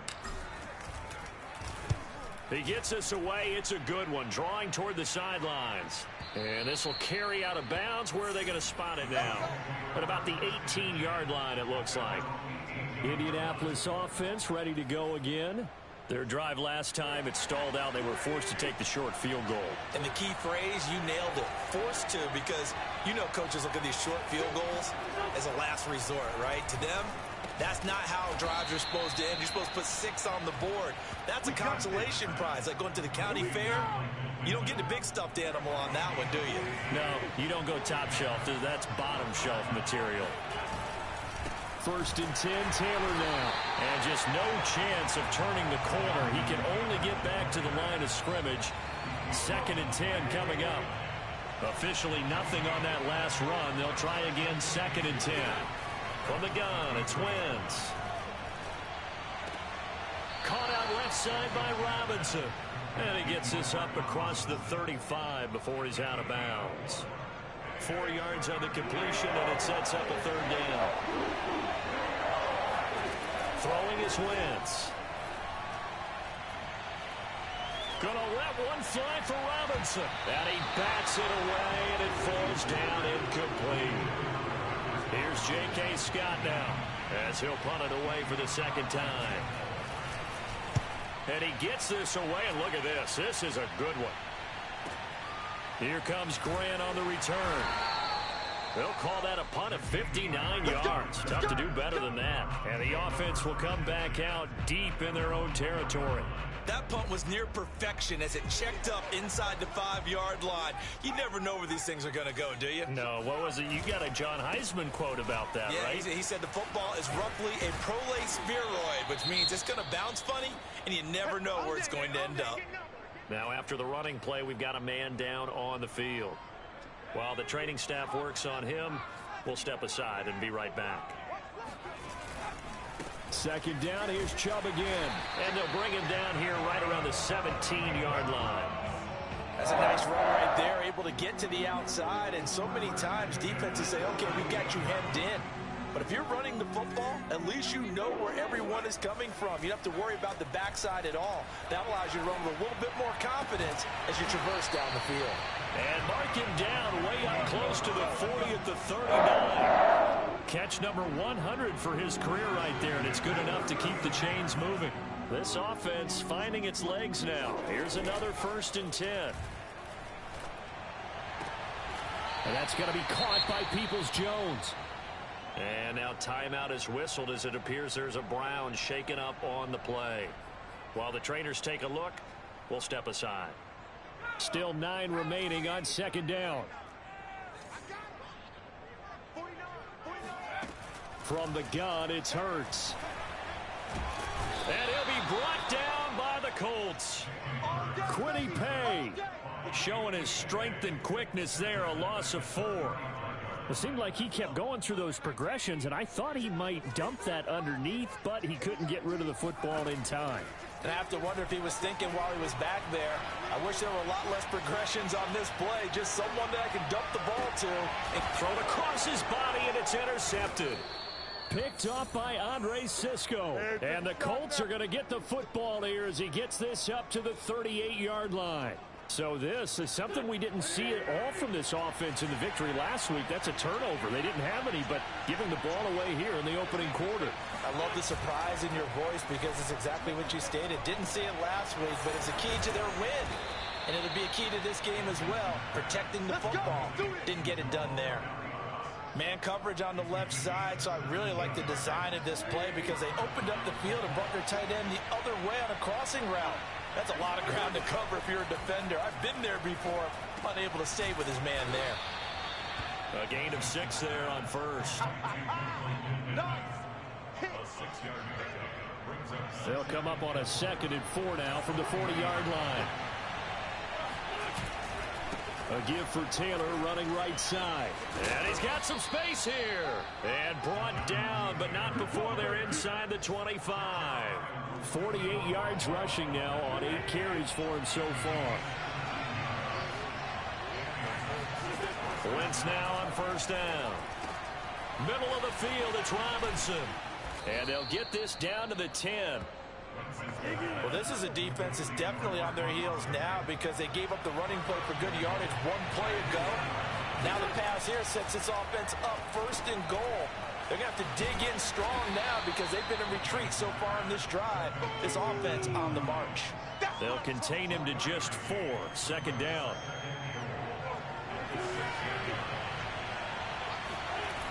Wentz. Toward the pylon, caught. Touchdown, Colts. Mo Alley Cox, his 4th touchdown on the year. And the Colts add on to their lead. Extra point by Carlson, up and good. And the lead grows to 10-0. That time a 6-play drive. And the result for the Colts is a touchdown.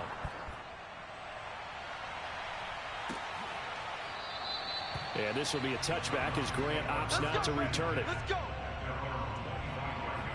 Jalen Hurts in this offense trotting back out. He's got to dig deep here, doesn't he? Team's losing. He's not playing well either.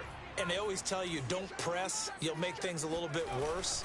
But in this particular situation, you try and heighten your play a little bit. So far, he's thrown 1 interception. He wants to balance that off with at least 1 touchdown pass in order to get his team back moving forward. I have a feeling they'll stay committed to running the football, especially on the early downs. They just haven't had a whole lot of success just yet. On 2nd and 11 now. Hurts eluding the pressure right. Throws right side, and that's complete. Now the Browns will use the first of their 3 times. They stop it here with just under 40 ticks to go in this first half. So the big play moves them all. 1st and 10 from the 45. Flush to his right. And he wisely will throw that one away. Well, the incompletion, yes, but maybe here not the worst thing in the world? No, not on 1st and 10. It actually gives them a chance to regroup, relax just a little bit. They huddle up, talk it over. Then they get a chance to continue their drive. On 2nd and 10, Hurts. Left sideline, a dime, and it looks like he's got it. Now the Browns signal for the 2nd of their timeouts, as they'll stop it with 27 seconds remaining here in the 2nd quarter. Hurts sets up to throw it. Open man is Henderson. That's complete. The Browns will quickly use their 3rd and final timeout, as the clock will stop with 21 seconds to go here in the first half. So they'll come up 1st and 10 now from the 33. They'll stick with the passing game as he looks to throw. That's complete to Peoples-Jones. And he's out of bounds. Almost gets to the 10. And this has been a nice answer to the touchdown drive against them a few minutes ago because they've come out and reestablished the tempo. A nice throw there, and they're putting together a very strong drive as a response.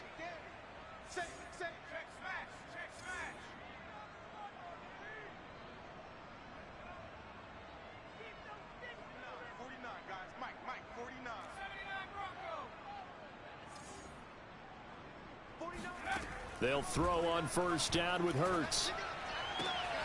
And this is caught. Touchdown, Cleveland. A great effort there as as the first half is winding down. And the Browns are able to cut into this lead in the final seconds of the first half. Extra point by Bass, up and good. And the lead is down to a field goal. So not much time to speak of remaining in this first half as the kick's away. Bringing it out of his end zone, Isaiah Rodgers. And he's able to get this across the 20, but not by much as he's marked down officially at the 21. So time perhaps for one final kneel down before they take this lead to the locker room. And with time running down, they go down to a knee.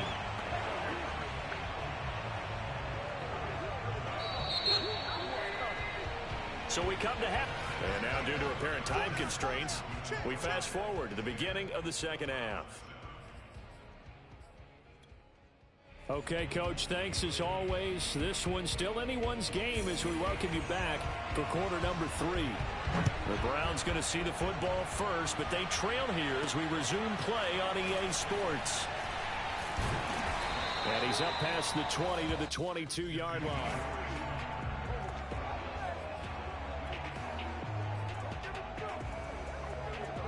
The Cleveland offense ready to go. And they're on the short end of the scoreboard here. Charles, what adjustments, if any, do you think they need to make for the second half?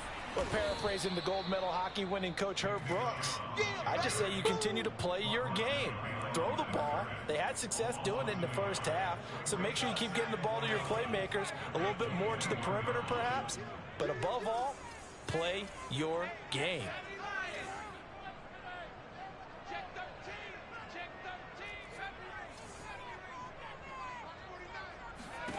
On 2nd and 11 now. Hurts. Throw left side, complete to Smith-Schuster. They'll wind up getting 10 back as that sets him up for third down. A bit of a catch for him to remember. That's number 400 for his NFL career. Not a bad number at all.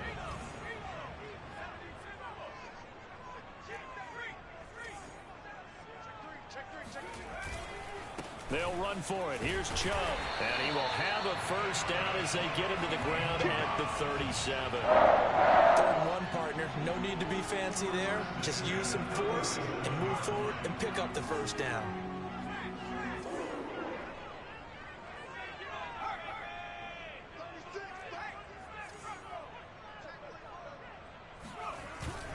A run for Nick Chubb. And they will only muster a yard here to the 38.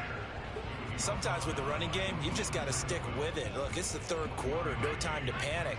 But that also doesn't mean you just do it the same way you've been doing it the entire ball game. Maybe change up some blocking assignments or run a few different plays, but stay with the overall. The Colts are going to get him. Down he goes. They push him back 8 yards that time on 2nd down. So one quick, easy analysis about why they've struggled so far. They keep putting themselves in 3rd and long situations. They just took another sack right there. And the offensive film session tomorrow may be a little longer than it normally is. Not a lot of positive grades will be handed out thus far. Throwing right, and that's complete. And he gets this up across the 35. It'll be a returner as this one will be marked out of bounds at the 13-yard line. Pretty good spot. Here's the Colts now as they get ready for their first possession on offense of the second half. Their defense has done the job. Now it's the offense's turn as they've got it 1st and 10. And he's going to go down. Back at his own 5-yard line. It's a sack. Jacob Phillips coming in hard there on the blitz, and he gets him 7 yards behind the line of scrimmage. Don't need it all back at once, but you figure they're going to need something here. 17 yards to go on 2nd down.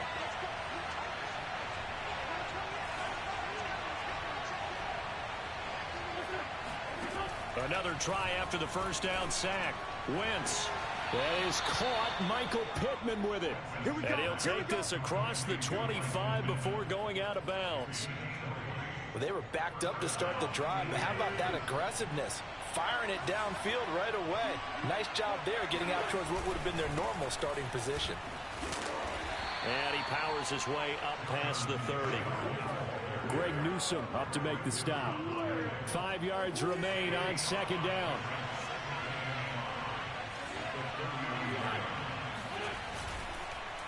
They run once more with Taylor. And this is going to be a Colts first down as the tackle made at about the 38. And that's a nice pickup of a first down on that second down run. And at that yardage gained, they can run that play on any down.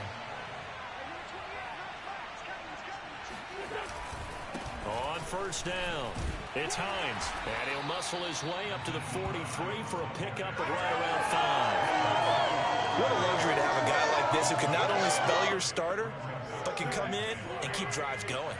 After the pickup of 5, here's 2nd and 5. Now a play fake. Wentz.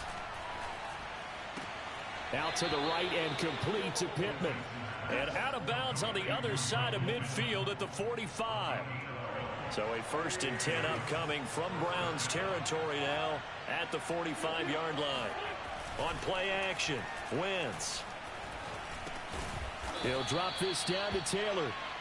And that's good for a gain of 6. And it'll be a 2nd down. Caught that look from you there, partner. I think we're on the same page on that one. Just his first catch. I think we both thought he'd be a little more active in the passing game.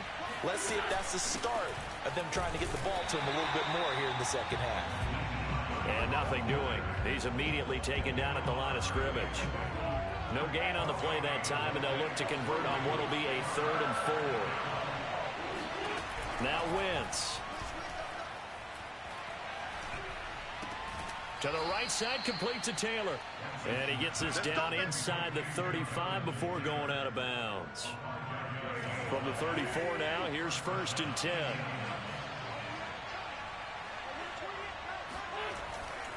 To the right side, this is Taylor. And this play will be blown up. He'll lose yardage back at the 38. The loss of a full 3 yards, and now it's 2nd down. And we're back now here in Cleveland. And that is going to do it for this 3rd quarter of action. You're watching the NFL on EA's. And look at this. They get the turnover they needed. It's intercepted. Picked up by Denzel Ward. And the Browns are right back in this football game. A critical error there in a tight game of the 4th. All you talk about is taking care of the football, and especially with a lead here in the 4th quarter, turning it over, now the door is open for the opposition. Just in general, when you're passing in the 4th quarter with a lead, no matter at what point, you got to be super careful. Got to be careful, and sometimes you can be so careful that you end up running yourself into an error. Here's 2nd and 10.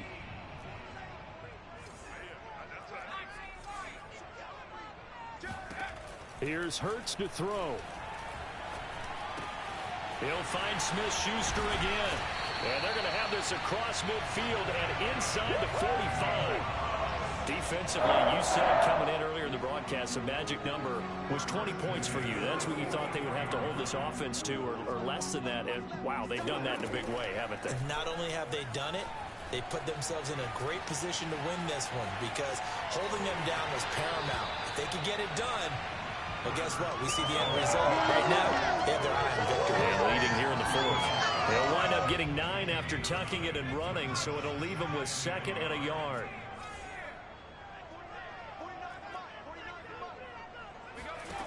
Throwing from the gun, it's Hurts. Oh, the ball comes out on the hit, but they'll say it's incomplete.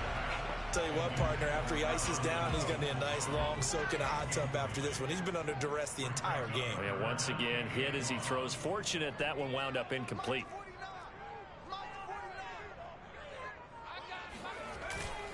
A give. This is Chubb. And he gets it to the 34. Good enough for the 1st.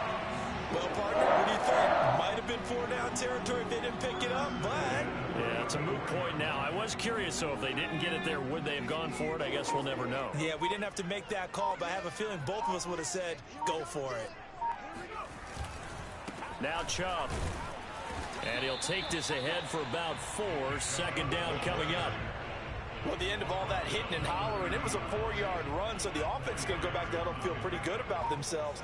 Defensively, you have to feel okay because you didn't let it turn into a bigger run, but the goal, shut it down for 2 yards or less. That's when you start to feel good about yourselves. 2 yards the gain there, and now they're left with a 3rd and about 4 for a 1st.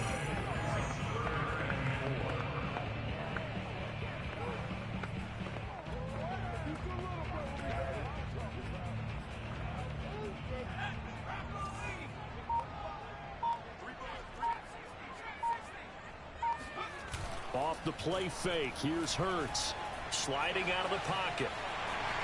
And Hurts able to show off some of that elusiveness as he slides to the ground there, and in the process picks up the first down.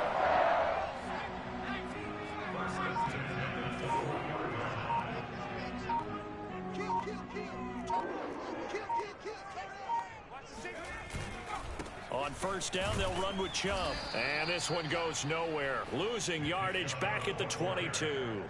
He'll lose a yard there, and it's 2nd and 11. There's no question that coming into this game, this defense was pretty vocal about his desire to take this running back out of his game. And all that pregame wolfing has turned into results. Flushed out right. And he works his way past the line of scrimmage and then slides to a hole. 3 points separating these two sides with 2 minutes left to go in the fourth.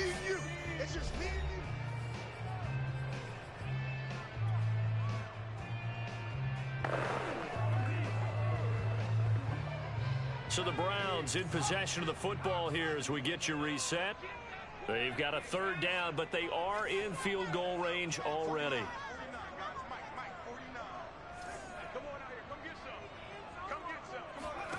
Throwing is Hurts. Firing quickly here, and that's complete. And this effort won't be enough as they rally up to stop him a couple of yards short. They get 7 there, but it brings up 4th. It drives some people crazy to see those short throws underneath. They've got to find a way to gash the defense downfield. 1 score down. Here we go. They're going to go for it here on 4th down.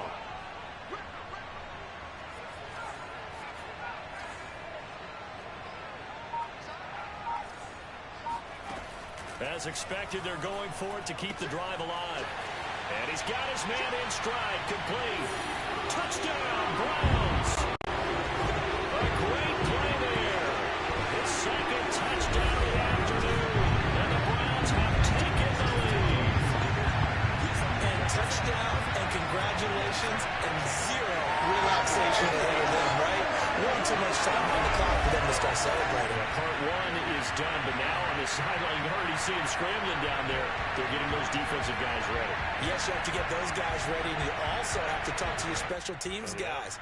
Make sure the kickoff is exactly what you want and cover it well. Extra point by Bass, up and good. And the lead is now 14-10. That one in the books as a 12-play drive. And it's capped off by the Browns touchdown.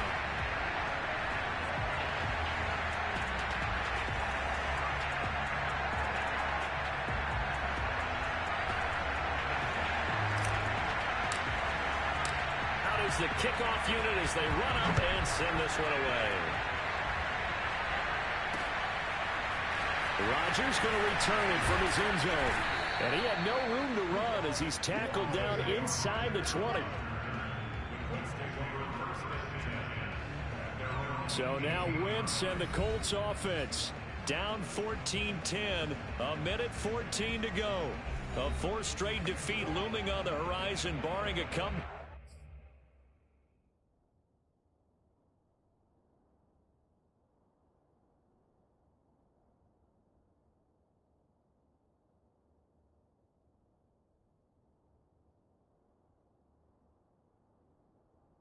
Here as they've got it with a 1st down.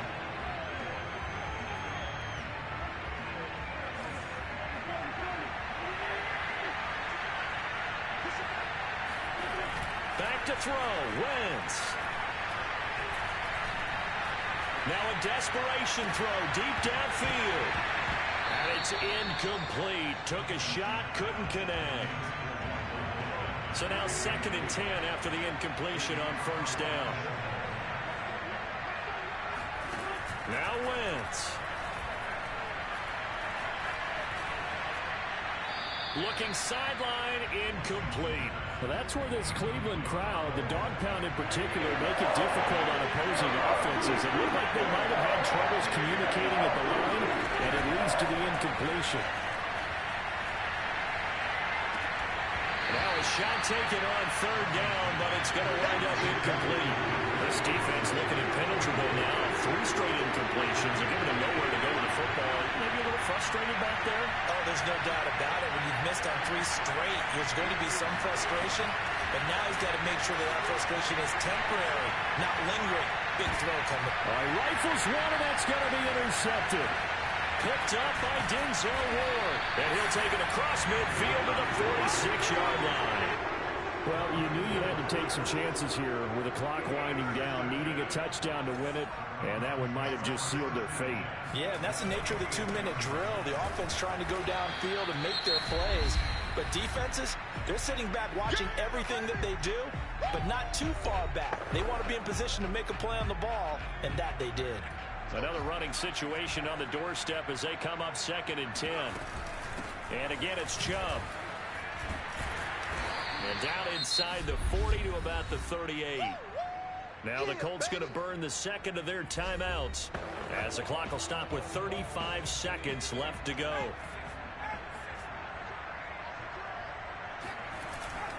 Handoff comes to Chubb, and he gets it to the 34. Good enough for the first. Now the Colts will use their 3rd and final timeout as they'll stop him with a little over 30 ticks to go in the football game. From the 34 now, here's 1st and 10. And they will take a knee here. I don't know about you, partner, but watching them take the knee there and finish this one off, I feel like I'm going to be sore tomorrow. This was one bruising affair. Low scoring, but my kind of football. Not a work of art, but maybe in your world, a little bit of a work of art. You like the defensive side.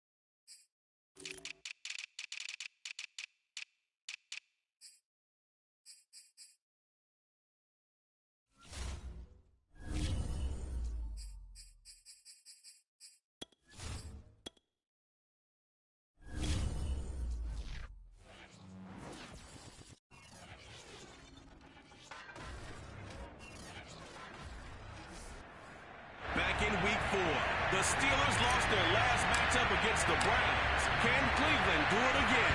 The answer comes your way next on EA Sports. And this will not be returnable. It's out of the back of the end zone for a touchback. So out come the Steelers now for their first drive. They'll be led out by their quarterback. Out of Oregon, it's Marcus Mariota. You enjoyed watching that game tape, didn't you? Yeah, Last week's game. Good. 4 touchdowns, 1 pick. Now, you were a little upset about the pick. I didn't know if you would play him this week or not if you were the head coach. Hey, they got the win. They got the win, so you're going to give him another chance? Give him another shot. All right, I think the ratio is pretty good. They're trying to eliminate the interception. He wants to keep that hot streak going, throwing touchdown passes. A good pick up there. 8 yards on the first down completion. Well, this defense for the Browns, they were excellent a week ago in that victory over Indianapolis. And one of the key numbers that I look at after every game, total yards allowed. They held them under 200 yards of total offense. Just couldn't sustain much of anything against them. Great job showing them different looks and then attacking. A big play there on the catch and run. So a 1st and 10 upcoming from Browns territory now at the 42-yard line. And they'll run for the first time with Najee Harris. And he's going to take this ahead for right around 3 yards, but no more than that. 2nd down. A look at the numbers for Harris in last week's game. 16 carries, 103 in the yardage department. And the way they ran the ball last week has to bring a smile to the faces of the entire coaching staff, because not only are they seeing a back pile up yardage, they're seeing an offensive line in sync. And that bodes well this late in the season. A big play that time on the catch and run. Brandon, we've both been around the game long enough that we know that in pregame, defenses are pretty amped up, aren't they? I mean, they're pounding lockers, and they can't wait to get out there. But when you hit them with some... And he's going to be dropped back at the 15-yard line. And the sack leads to roughly a loss of 6, and it brings up 2nd and goal. Another try after the first down sack. Mariota got a man, and he hits him in stride. They'll wind up getting 7 on the completion, but they'll still be faced now with a 3rd and goal situation. Driven it down the field nicely here on the opening drive, and now it's put up a shutout. No doubt about it, because to make that type of a drive and ultimately kick a field goal would feel very disappointing. But I'm just wondering, is the head coach thinking, is this 4-down territory? Might he go for it?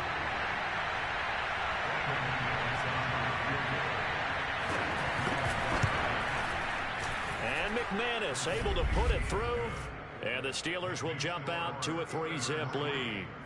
Well, after marching down the field, only getting 3 there, kind of feels like a win for the defense. And it does. They'll go to the sideline feeling a lot better that they didn't give up a touchdown after the march against them. But if I were the offense, I wouldn't hang my head over that one. That's a good drive, and 3 points were put on the board. So here come the Browns for their first drive on offense. They'll be led out by a Heisman runner-up during his college days. It's the versatile Jalen Hurts. And you and I both know that any win is a good win, and that's what they did last week. But there's also plenty for him to work on in his game, wasn't there? Yeah. 2 touchdowns, an Had interception. Yeah, you know, he wants to increase that a little bit in terms of ratio. But first and foremost, they did win the game. Dancing to his left, and he'll just get rid of it. So, CD, you talk about this football team. Some of the whispers and reports, the social media posts, they hint at a locker room that's splintered, badly splintered. There was talk earlier, some guys might walk away entirely, but that hasn't happened, however, at least to this point. No, and sometimes some of that talk is just that, talk. I mean, guys often say, that's it, I'm out of here, and then they realize, I'm not ready to retire yet. What am I going to do now? And they're really ready to come back and dive back in. In fact, we've got guys who are wearing gold jackets in the Hall of Fame that talked about retirement the last 6-7 years of their careers. So that's not always real. And sometimes you just have to go ahead and ride it out. And this is an opportunity now for everyone in this locker room to move forward. And incomplete. He had nowhere to throw, so he just tossed it away. But that brings up 4th. So the defense able to get off the field here on 3rd down. And it's one of the goals of the game. They've got to be effective on passing downs. It's one of the few things defenses chart. How did we do on 3rd down? That's a nice start for them in this one. The Steeler offense here about ready for their next drive. They are back over the 500 mark for the season. Got there with a win a week ago, their second straight victory. Well, they've definitely gotten better as this season has gone along, and from what I can tell, they know their roles. Everyone understands how they fit offensively, defensively, and this team now has an identity, and they're playing to it and playing well. But these two teams met in Cleveland earlier in the year with the Browns coming out on top. So they'll be looking for the win here in Cleveland to complete the season sweep. And he'll slide to a halt here, still a little shy of the first down marker. He'll end up getting 5 out of that, but now they're looking at 3rd down.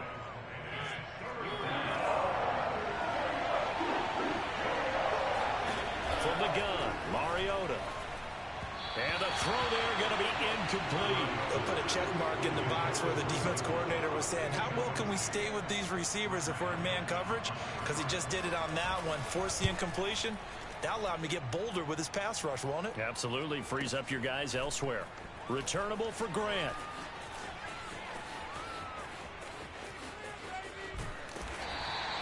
Now after the punt on that play, we've got a man down on the field. We'll check on his status when we get back.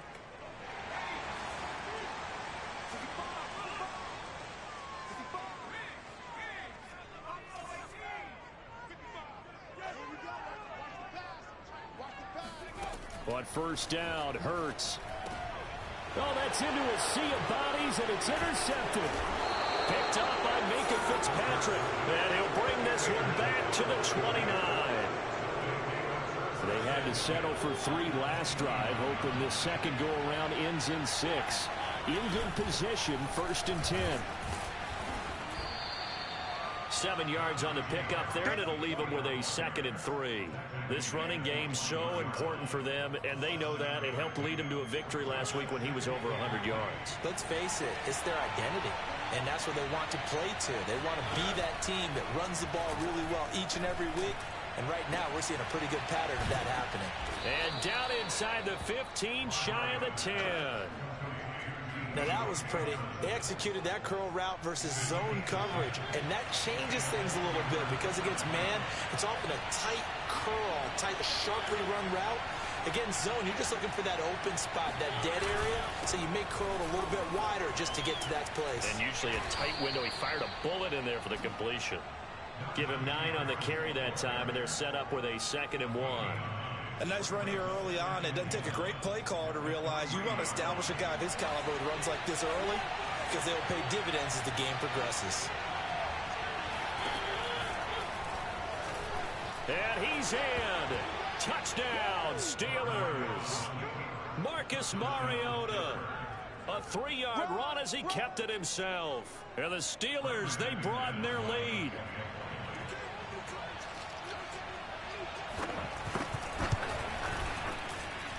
Extra point from McManus is good. And the lead grows to 10-0. So that drive, 4 plays. And it ends with a 3-yard scoring run. Here comes Grant on the return. And beyond the 20, but not by much. In fact, just a yard pass there to the 21. Ready to take over again on offense. Out comes Cleveland. And they're in an early hole. The first drive, they threw the interception. That led to a touchdown. So decent-sized deficit early on. It is, but I think you hit the key words, early on. So they have to decide, do we even need to change game plan? Or do we just need to execute better and try and get back in this game? It's now 2nd and 6 at the 26-yard line. On to the second from Cleveland. It's the Browns in control of the football. 10-0 the score after 1 on EA Sports. To throw on 2nd and 6. Hurts. Oh, hit as he throws there, incomplete. And he's missed now in his first 4 passing attempts. The rhythm is just not there to begin this ball game. So after the 2nd down incompletion, they'll come up now against a 3rd and 6. Hurts. That'll be swung out wide here for Henderson. Oh, he's got some breathing room. And he gets us to the other side of midfield across the 45 before going out. A big play there on the catch and run. And that might be exactly what they needed to wake up this home crowd. They haven't given them much to cheer for so far, and never underestimate the effect the home crowd with you can have on a game. He'll buy some time right. And they'll wind up getting this one all the way down inside the 20. We talk about mobility on quarterbacks all the time. Here's where it really pays off. Able to move, evade, and is accurate throwing on the run and picking up a first down. Henderson now on 1st and 10. And he's going to be met at the line of scrimmage and taken down.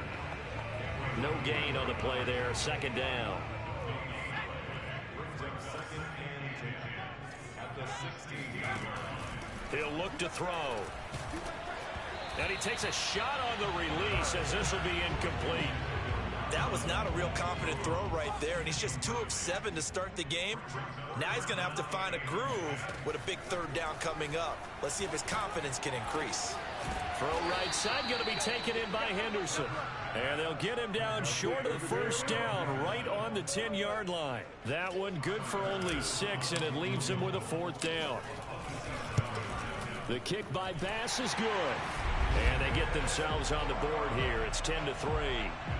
So they do get 3 points, but that's now 3 drives with only the 3 points, not a ratio that's going to win you many ball games. Not at all, Brandon. And think about it this way. We all know payoff is the key, right?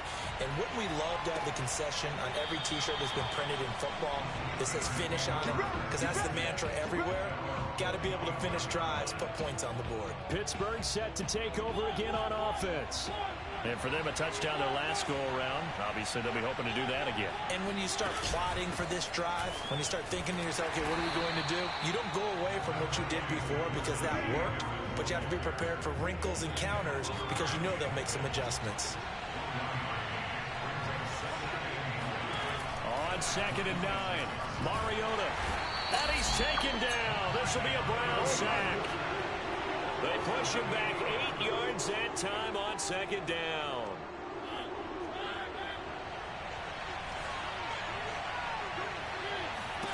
Now on 3rd and long, they'll look to throw.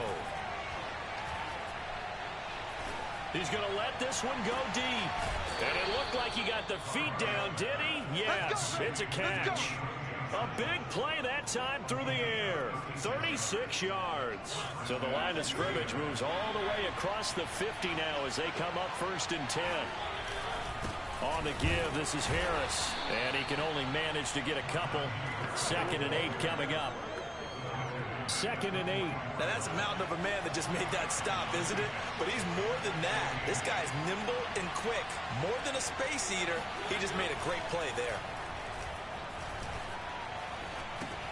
Mariota's throw there caught by Gallup. And some room to roam now.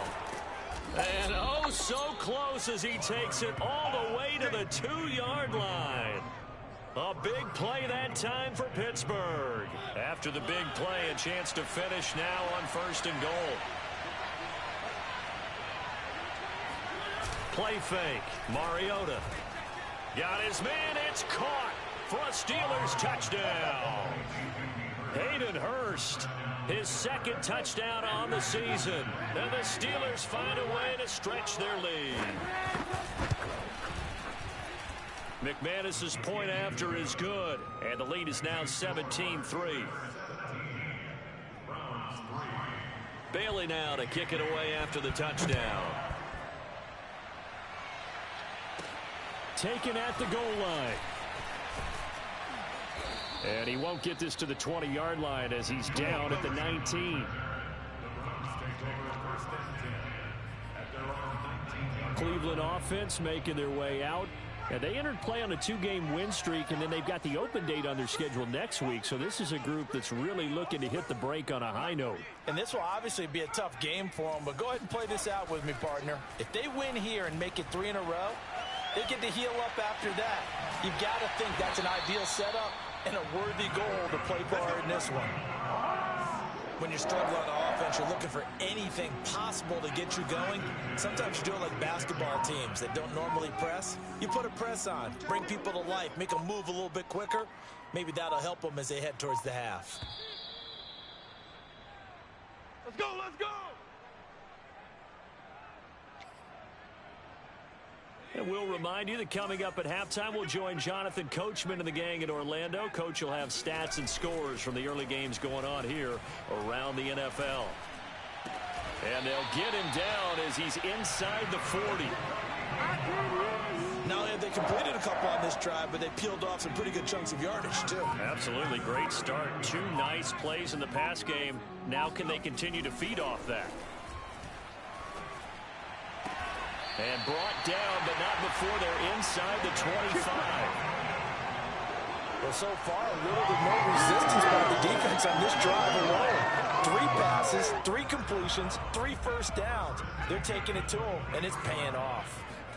Play action. Here's Hurts. They'll roll him out right. And he is out of bounds. Looks like right at the 15. He'll get 8 on the scramble there. It'll be second and a couple. And that was not a bad scramble there on first down. He didn't force it, nor did he throw it away. He was able to take off, and now he made it a very manageable second and short. And all the way down inside the 5 to the 4. Let's go! Some big plays in the passing game on this drive, and here's one out of the running game. So the passing game loosening things up. Now there's room to roam.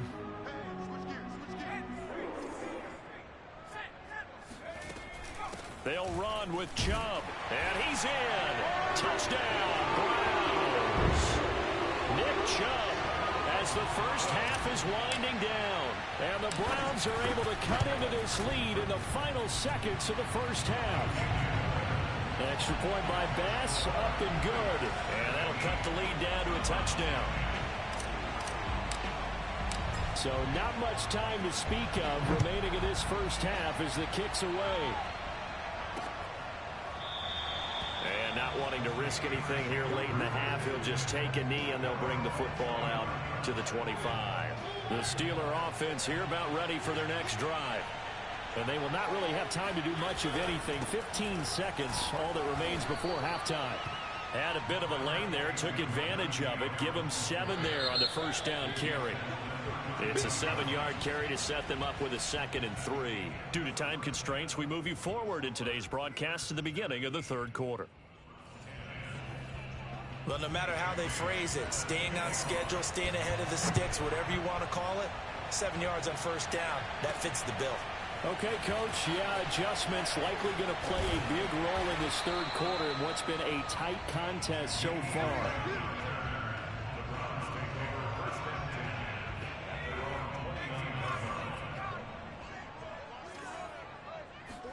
They go play action with Hurts.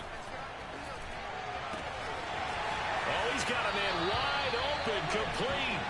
And he'll take this to the other side of midfield before going out of bounds.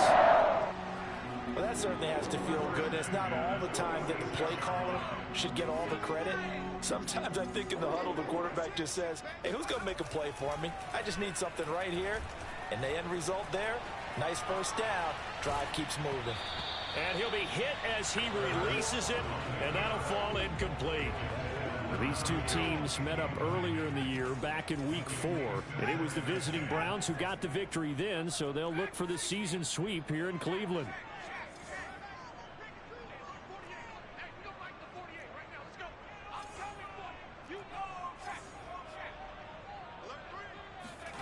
Throwing again on 2nd and 10. Hurts. And this time he's got the hook up. It's complete. 4 yards the gain, and it'll bring up a 3rd down.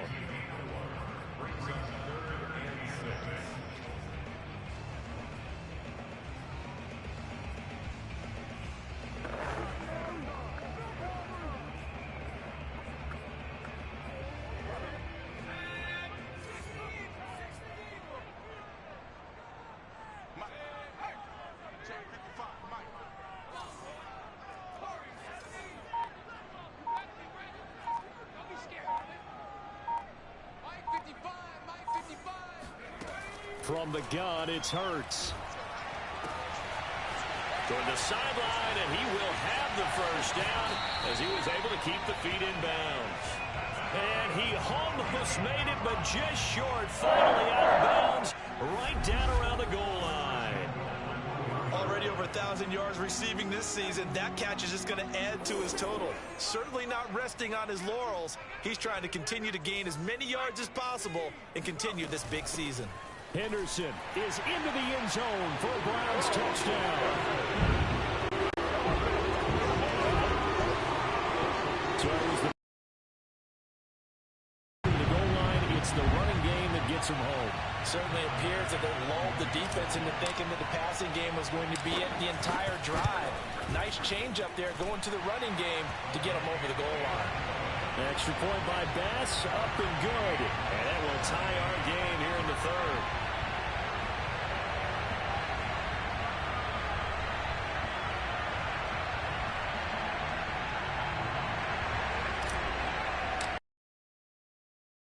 Here in this third quarter as the kick's away. And this will be a touchback as that sails over the end line. Time for the Steelers offense now to get set for their first possession of half number 2. Their halftime lead now evaporated. We're back to level following a touchdown a moment ago. And that shouldn't change the mindset a whole lot from an offensive perspective because they already knew this was going to be a hard-fought game. Now they just need to go out, execute their game plan, and keep moving. 5 yards on the carry. Good pickup on first down. Ball on the 30. They'll come up with a 2nd and 5. They'll keep it on the ground. Harris again. He'll be tackled shy of the 35. The power move there couldn't buy him much space. 2 yards on the carry there, and it's going to lead him to 3rd down.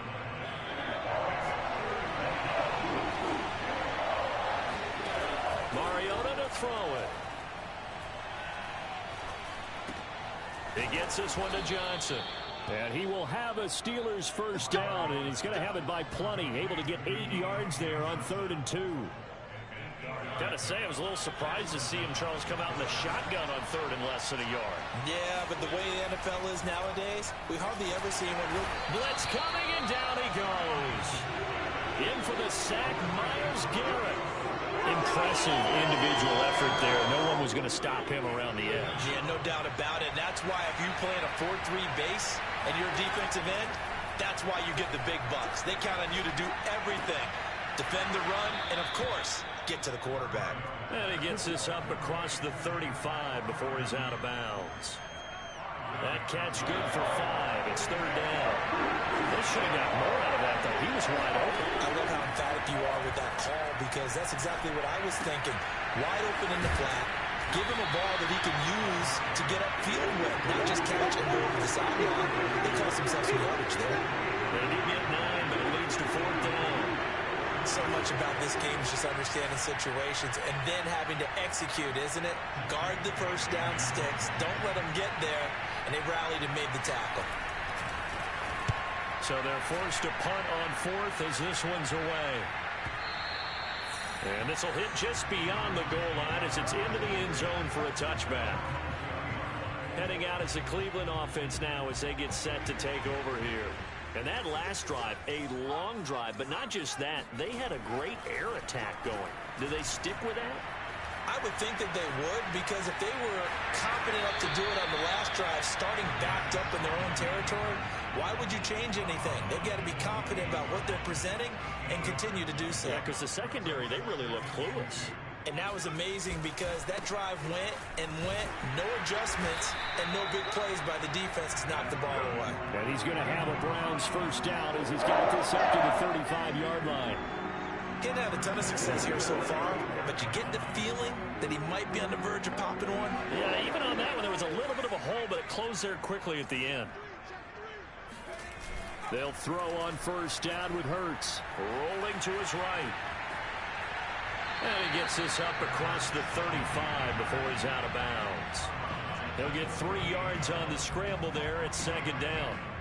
How about a tip of the cap to the defense? They're working against a very mobile quarterback, but all day long they've kept him under wraps. And on that play, they held him to a short gain. They go with Chubb on 2nd down. And he's across the 40, 3 extra yards to the 43. It'll be a gain of 5, but still about 3 yards shy of the first down marker, and now it's third down. I think we can safely say that those types of plays are the backbone of this offense. We know not every run's going to be a big hitter, but you know they'll take that type of result on each and every attempt.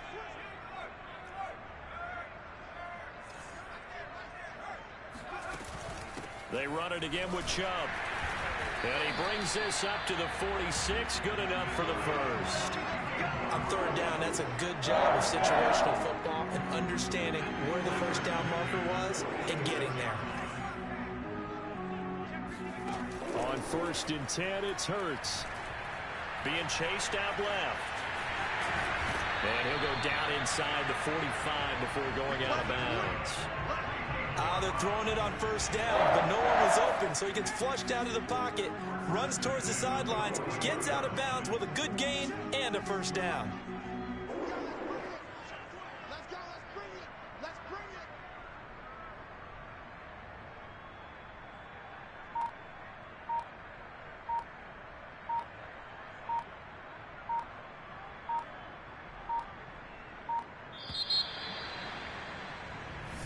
And we're back now here in Cleveland. And that is going to do it for this third quarter of action. This is the National Football League on EA Sports. All runs on this drive so far. It's 1st and 10. Chubb will get the call running left. And he got blown up. Losing yardage on the play back at the 44. Now it appears we have a Steeler here slow to get up. While the training staff takes a peek, we'll take a break. Looking at a 2nd and 11 now after the loss.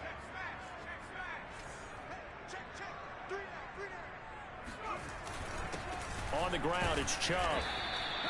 5 yards on the carry there, and it leaves him with 3rd and about 6 yards to go. On a 2nd and long, it's really nice to see an offense that has enough confidence to run the football in that situation. I think that goes back to their practice and game planning. They've seen things that they've seen on tape and in previous games that led them to believe that even in a long-distance situation, they can still run the football and gain enough yardage to put themselves in a good spot on 3rd down. He spots Henderson open left side. And he is going to have the Browns first down as they're able to get the 3rd down conversion. Another catch for him there in this drive, Brandon. And it looks like they're going to utilize him out of the backfield any way they can. And that time they pick up a first down. So now on defense, do you assign a man to him and try and cover him before he gets going?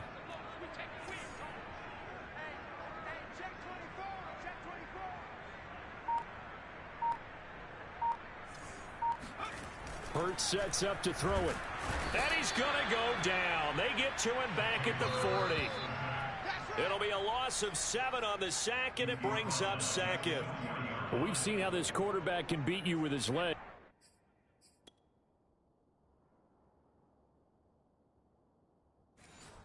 Saw it earlier on this drive, as a matter of fact, but that time they had him covered. They really gave him no place to escape because oftentimes they're able to find a crack, a sliver, anything that can get them upfield. On that occasion, nothing open at all, and they swarmed him. And he's over 100 yards now after that last catch. Already, of course, leading the NFL in receiving yardage. So he's done nothing at all to hurt his cause to stay in that spot. But I've been so impressed with how he's gotten it done. Body control, route running. How about the way he competes for the football at the end of the play? And this time they were ready for him as they'll stop him right at the line of scrimmage. Officially, it's a 1-yard loss. That's going to bring up 2nd and 11.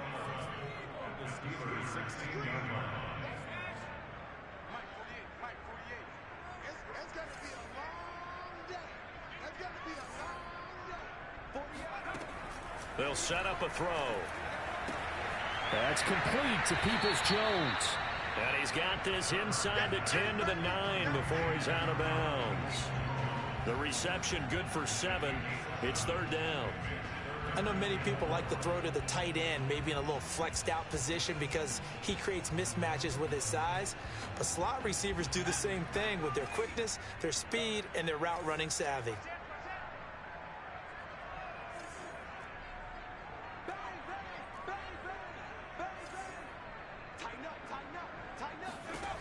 Back to throw. Toward the pylon, caught. And he takes this down to about the 2 before going out of bounds. A field goal could get him the lead, but it might not be enough here as they come up on 1st and goal.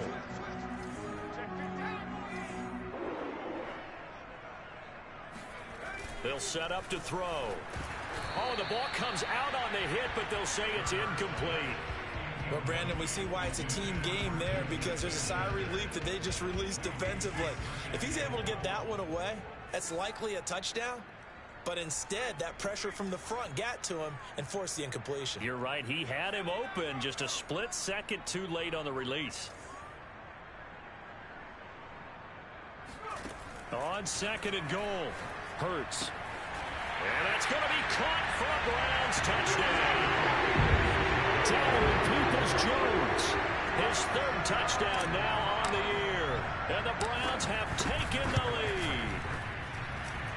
Extra point by Bass, up and good. And they will take a 7-point lead.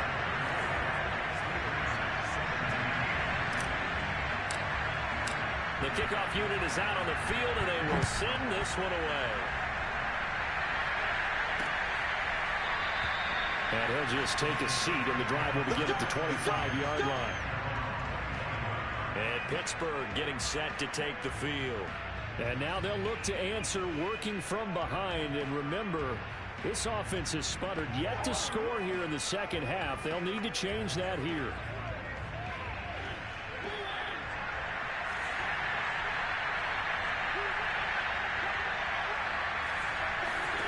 On play action, Mariota.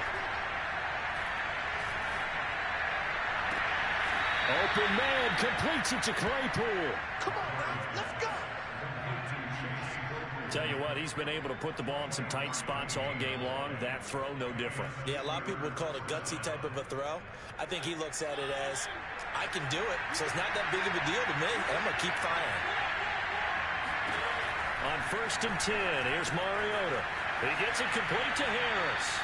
And he's able to take it across midfield before going out of bounds. They'll contain him to just 4. 2nd down.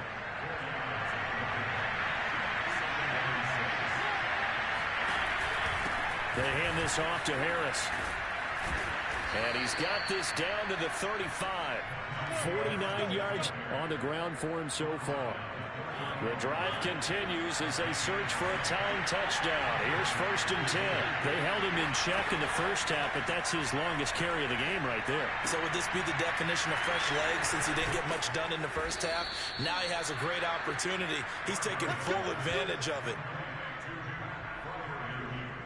I like the design that we're seeing right there. This is what they need. Down by a touchdown here in the 4th. They just need to keep working their way downfield. And when they see openings, take their shots. From the red zone now, Mariota.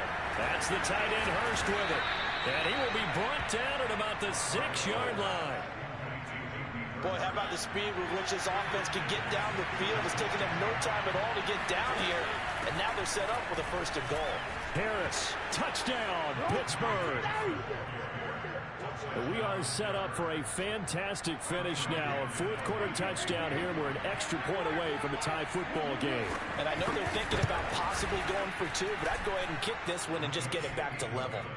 Don't forget the extra point. It's up and good. And, partner, we've got a tie game here in the 4th.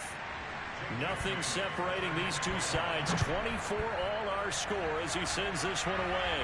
And no return on this one as a fair catch. A signal for and take it. The Browns offense trotting back onto the field. Well, they just gave up the score to tie it. That's the bad news. The good news, plenty of time in this 4th quarter to try to grab that lead back. They start on the ground with Nick Chubb. And not much to speak of. Call it a 1-yard gain up to the 26. Well, it's hard to have vision as a runner and find a hole when there's nothing but defenders in your way. They stacked that one up really well. But give him credit. Instead of trying to bounce it out and turn it into a big play, which might have turned into a big loss, Kai just took his medicine there and took the 1 yard. Off the play fake, here's Hurts. Completes to Njoku. And he takes us up to the 40-yard line before being corralled. That gets them the 1st down, but they've still got to move quickly here.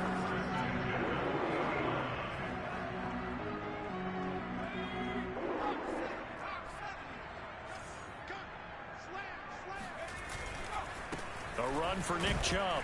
And not a whole lot of room to operate there on the first down run. He gets maybe 3. Well, they picked up a little bit of yardage there, and now, in this situation, should be in no hurry to run a play really fast. Let the clock wind down. Check 48's the mic. Check 48's the mic. In your face. On 2nd and 7, Hurts. That's to the right side and complete to Njoku. He'll get this one down near the 20-yard line, just shy of the 20. Now the Steelers use the first of their 3 timeouts as they get it with under a minute to go now in the football game. So the big play gets them all the way down to the outskirts of the red zone here for 1st and 10. They run, Chubb, and nothing much materializing there on the first down run. He'll get a couple, and that's it. The Steelers signal for the second of their timeouts as they get the stoppage with a little over 50 seconds left to go in the game. 2nd down, here's Chubb again. Now after the running play, we've got a man down on the field. Well, he gets attended to. We'll step aside.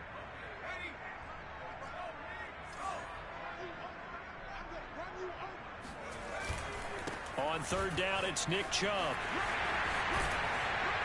And they corral him just a couple yards shy of the end zone. 63 yards on the ground for him now as he's done that on 15 carries. A game-winning field goal would be a chip shot from here. Let's see how they play it on 1st and goal.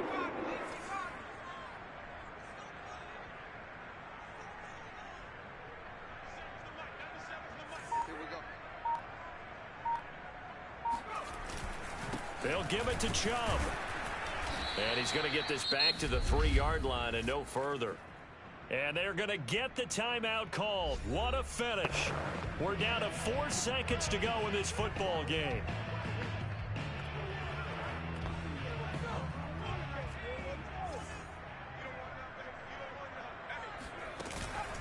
From the gun, it's a give to Chubb.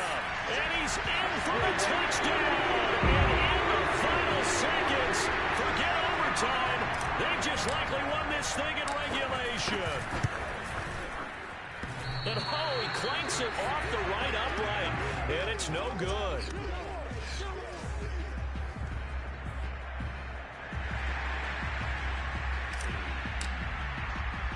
Now he's back out there to boom this one away, maybe with some frustration after the PAT miss. Kicks it on the ground with a squib, taken around the 28.